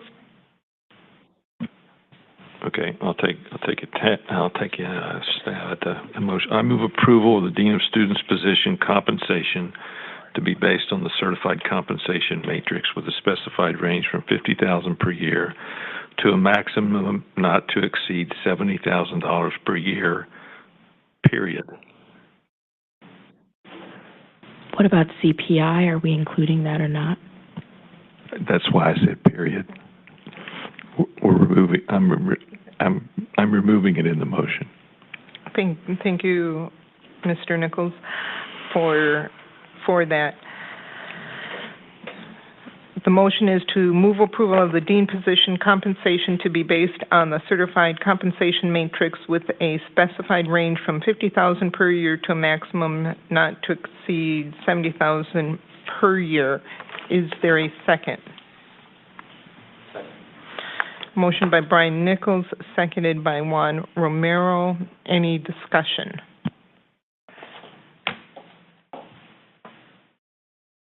Mrs. Levy. Yes, I just want to request a roll call vote, please. Thank you. Any other, Mr. Hankins? Yeah, Board President, will then the other end of this be, the JD and CPI, will that be acted on at a later date? No, he said period.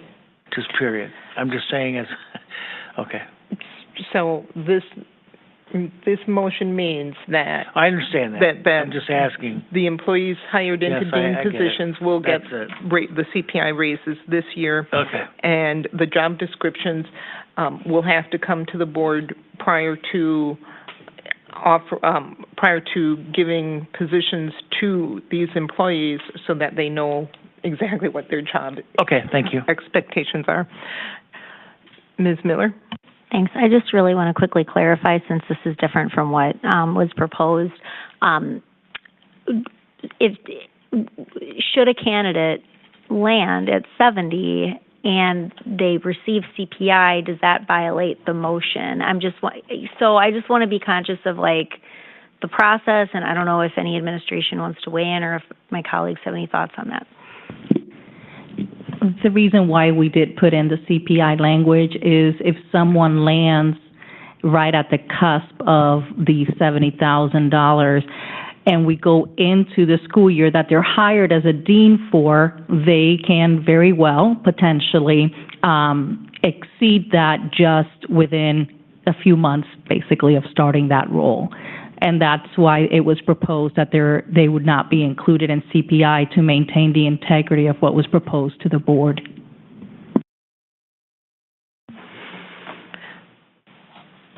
Mr. Nichols, do you want to keep the motion as is, or are you open to any recommended amendments? I'm always open.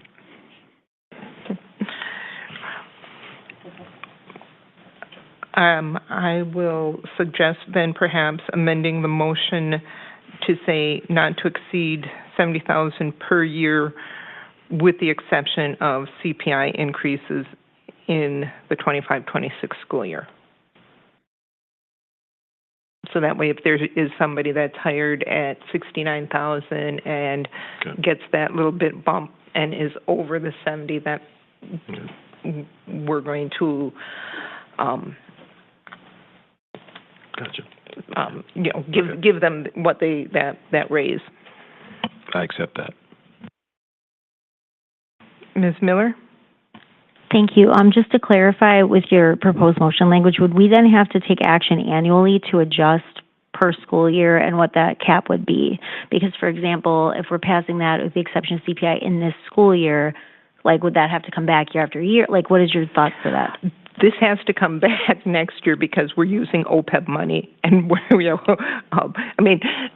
who knows what this place is going to look like a year from now? Who knows who's going to be in this seat? But that's what the original motion for the dean positions was.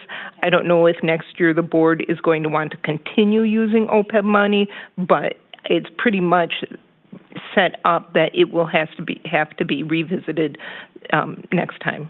No, I thank you for clarifying. That makes a lot of sense. Thank you.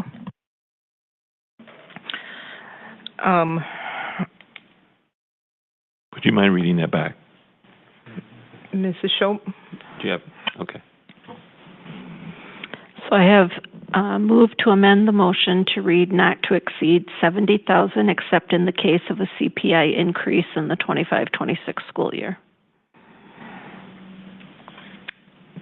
Okay, so we are voting on the amendment. Oh, was that seconded? Oh, thank you. I have a question.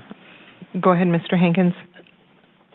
The tail end, and ineligible to CPI increase, we're making an exception if they're close to 70, so why don't we get rid of the whole tail end of that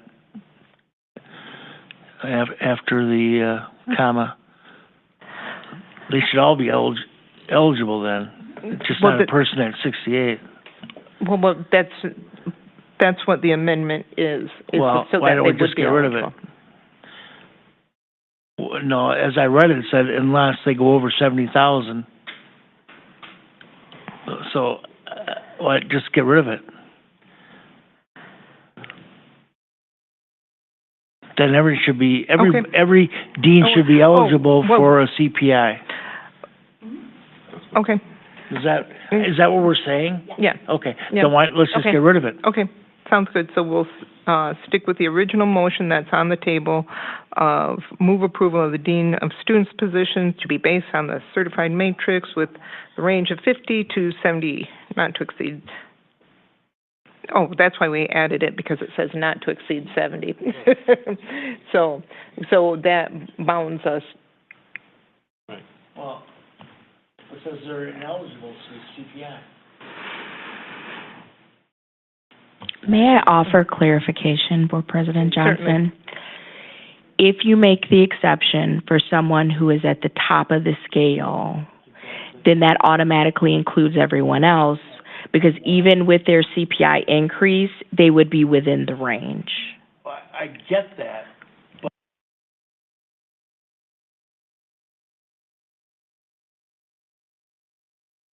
Can you turn your microphone on, Mr. Hankins? But it's saying you are ineligible, and it shouldn't, because they are eligible. Just if I'm really ignorant on that, just let me know. But they're eligible. All the deans are eligible. Yeah. Mr. Nichols? I have a question for Dr. Garrison or Mrs. Almendarez.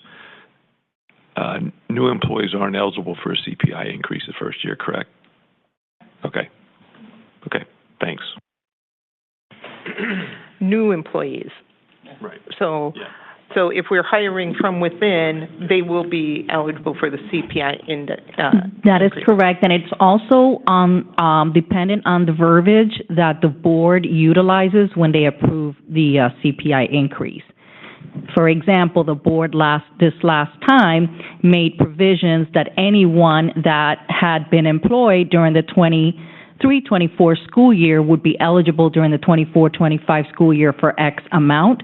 So there is a certain amount of leverage that the board has on how the CPI is administered, if it's new employees or only those that are returning.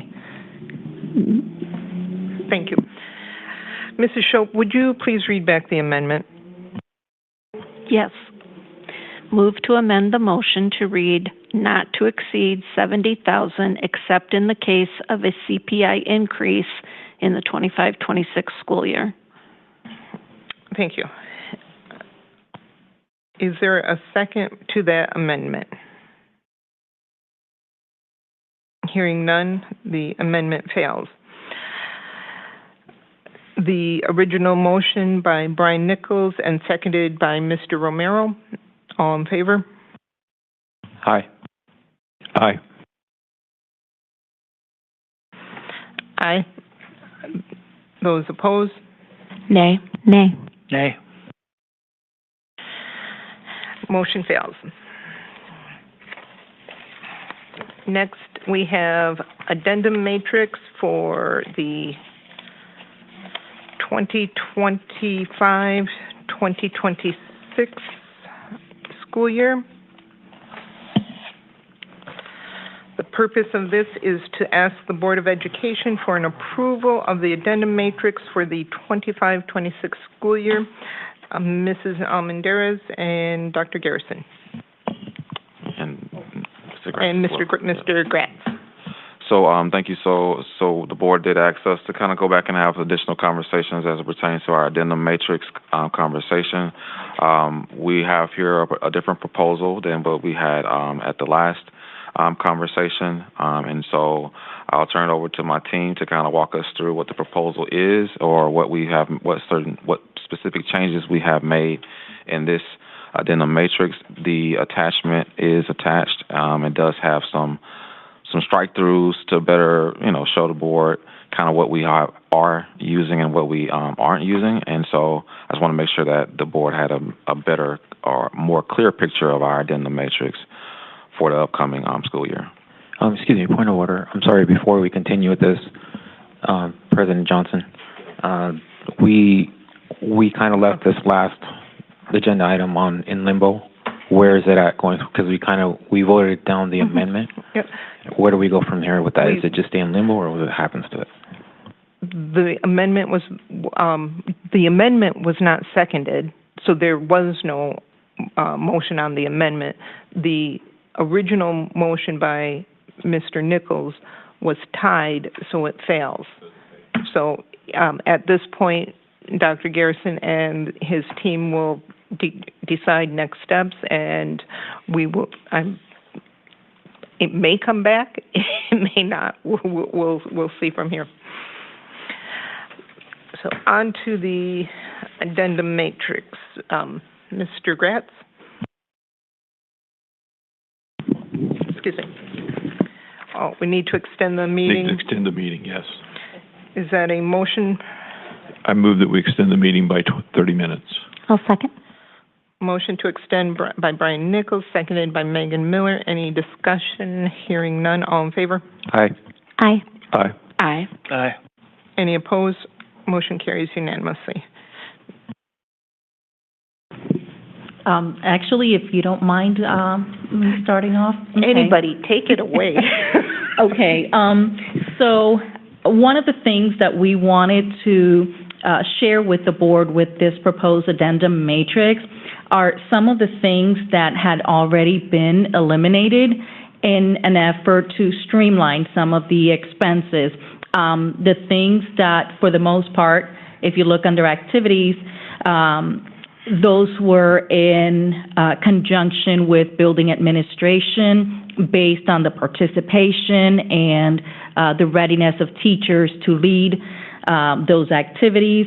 Same thing with department chairs. So this has been an ongoing process for all of us to try to identify where we can cut expenses. So in general, the only addition in the athletics section is the winter wrestling varsity head coach for girls. That is an all-new athletic proposition for the board. And the other change that was made to the matrix was for dance and for cheer, we are eliminating or proposing to eliminate the spring session.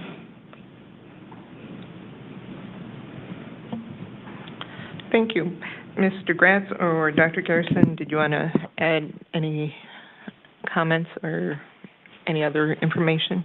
I don't have any comments at this time, but Mr. Grass is here, our athletic director, if he wants to share anything from the athletics space.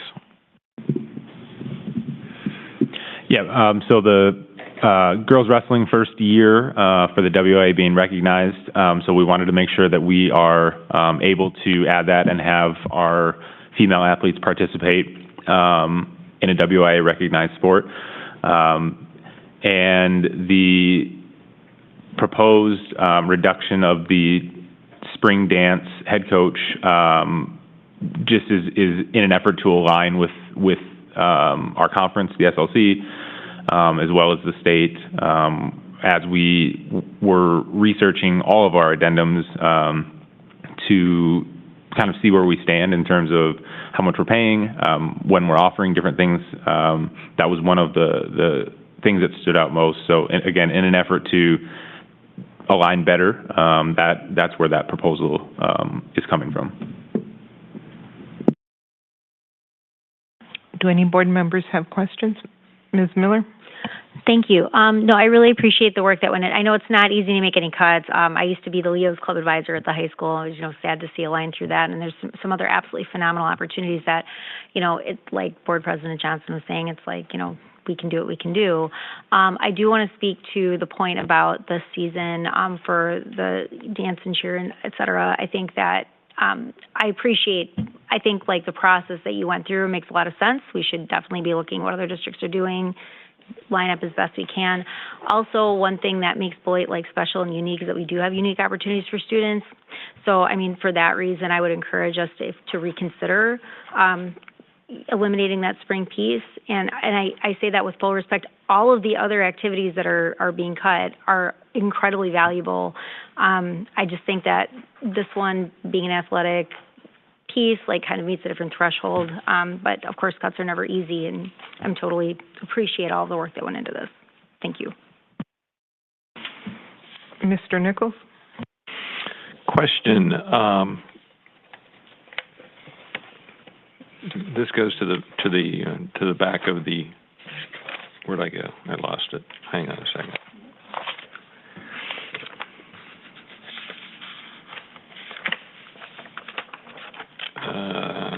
The next to last page. The social-emotional behavioral coaches. Why? I guess my question is why can we get rid of one at the high school, but not one everywhere else?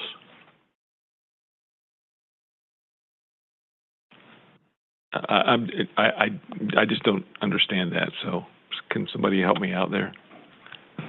There is no reason why we couldn't, other than if at the middle school they felt that there was still work being done that warrants them, then it was not one of the ones that they felt that they could relinquish at the time. No, those are all eliminated. I pointed that out.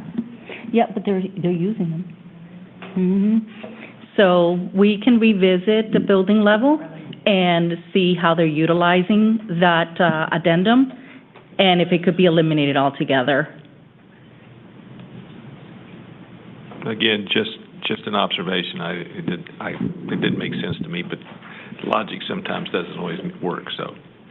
Absolutely. And one of the disadvantages for me is, I am not in the buildings, and so I rely on the information that is provided to me by the AD, by the principals, because the original options already existed, so anything that we've removed has been in collaboration with them. So if there's something that they're not using, we don't issue an addendum for it. So if the board decides that, if it's not being used, we can cross it out, then we certainly can do that if the board wants to approve with that change.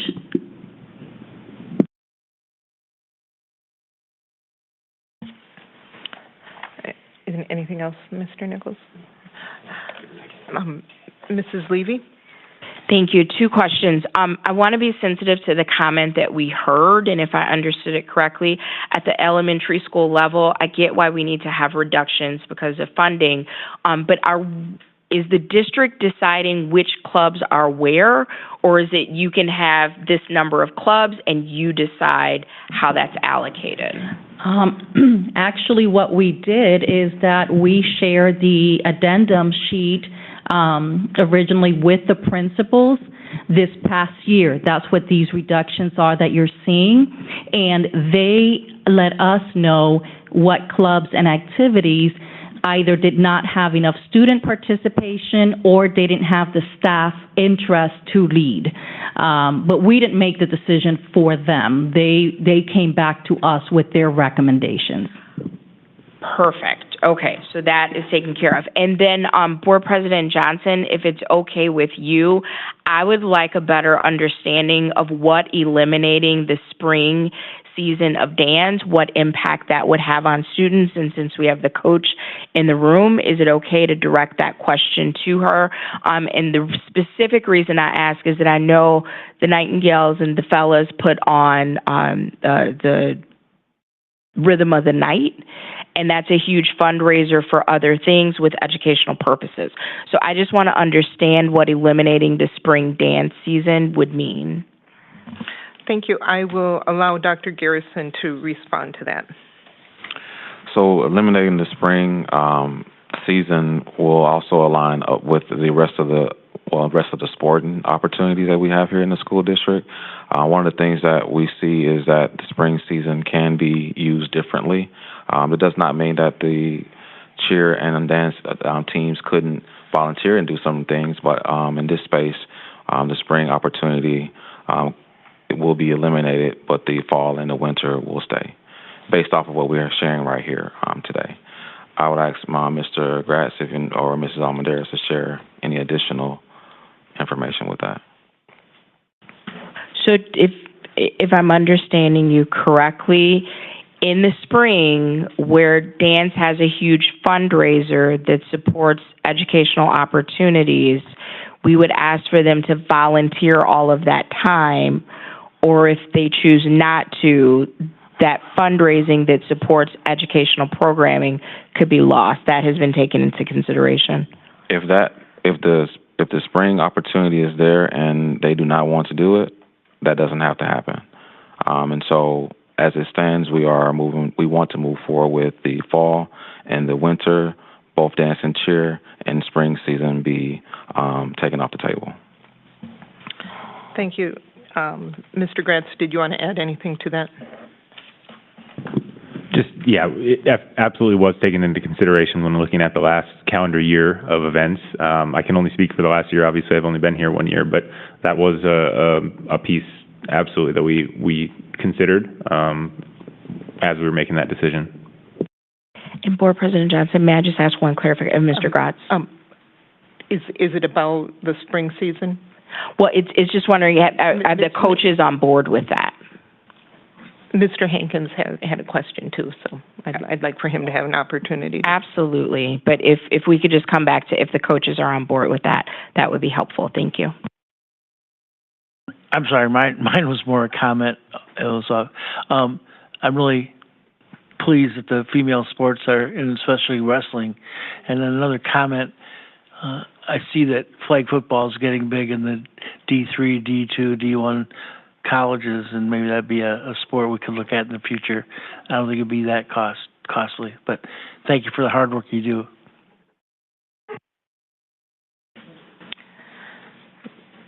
Any other questions or comments?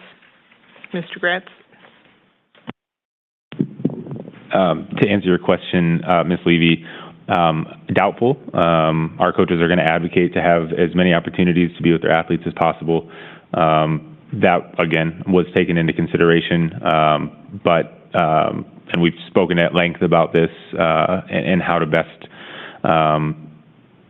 serve our students first, and then second, how to continue to assist the district with this process. Obviously, I'm of the belief that the more opportunities we can offer our student athletes, our students through activities, our students through clubs, the better. But we were given a directive, and so this is one of the pieces that has come from that. Thank you so much.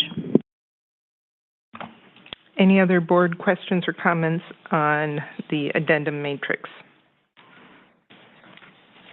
I would also like to echo my concern about the art club, especially if there are 95 students from first grade through fifth grade, that is being removed when it seems like there may be some that are vacant.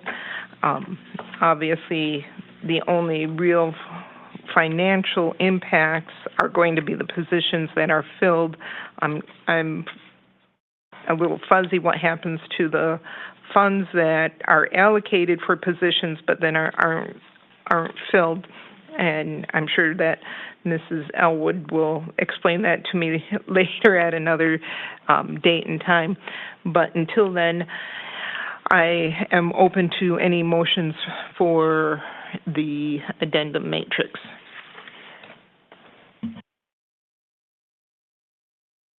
I move that we accept the matrix as presented. Motion by Tom Hankins to accept it as presented. Is there a second?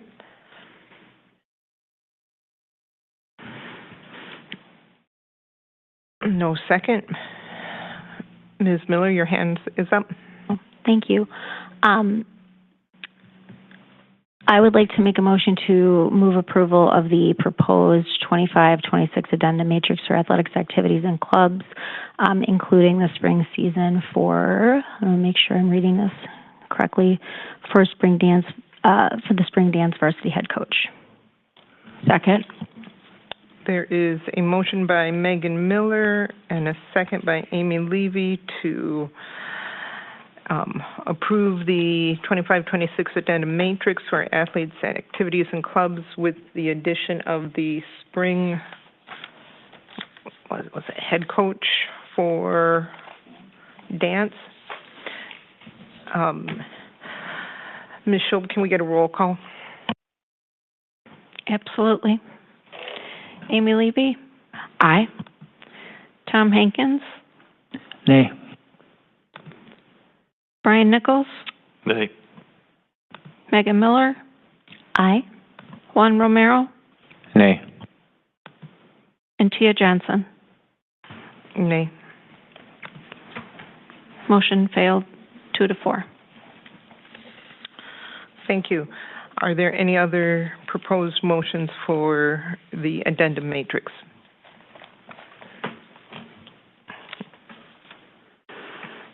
Oh, there was no second. There was no second on that. Okay. Our next agenda up is the HR Committee Employment Recommendations Exhibit A. Are there any open session questions on Exhibit A? Are there any closed session questions on Exhibit A? I will entertain a motion for Exhibit A. I move approval of the 8/19/2025 Employment Recommendations, Exhibit A. Second. Motion for approval by Brian Nichols, seconded by Juan Romero. Any discussion? Hearing none. All in favor? Aye. Aye. Aye. Aye. Aye. Any opposed? Motion carries unanimously.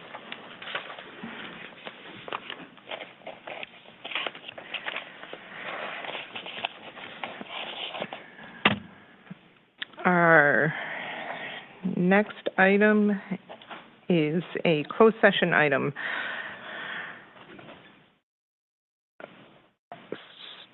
Specific employees matters section, conferring with legal team regarding specific employees matters.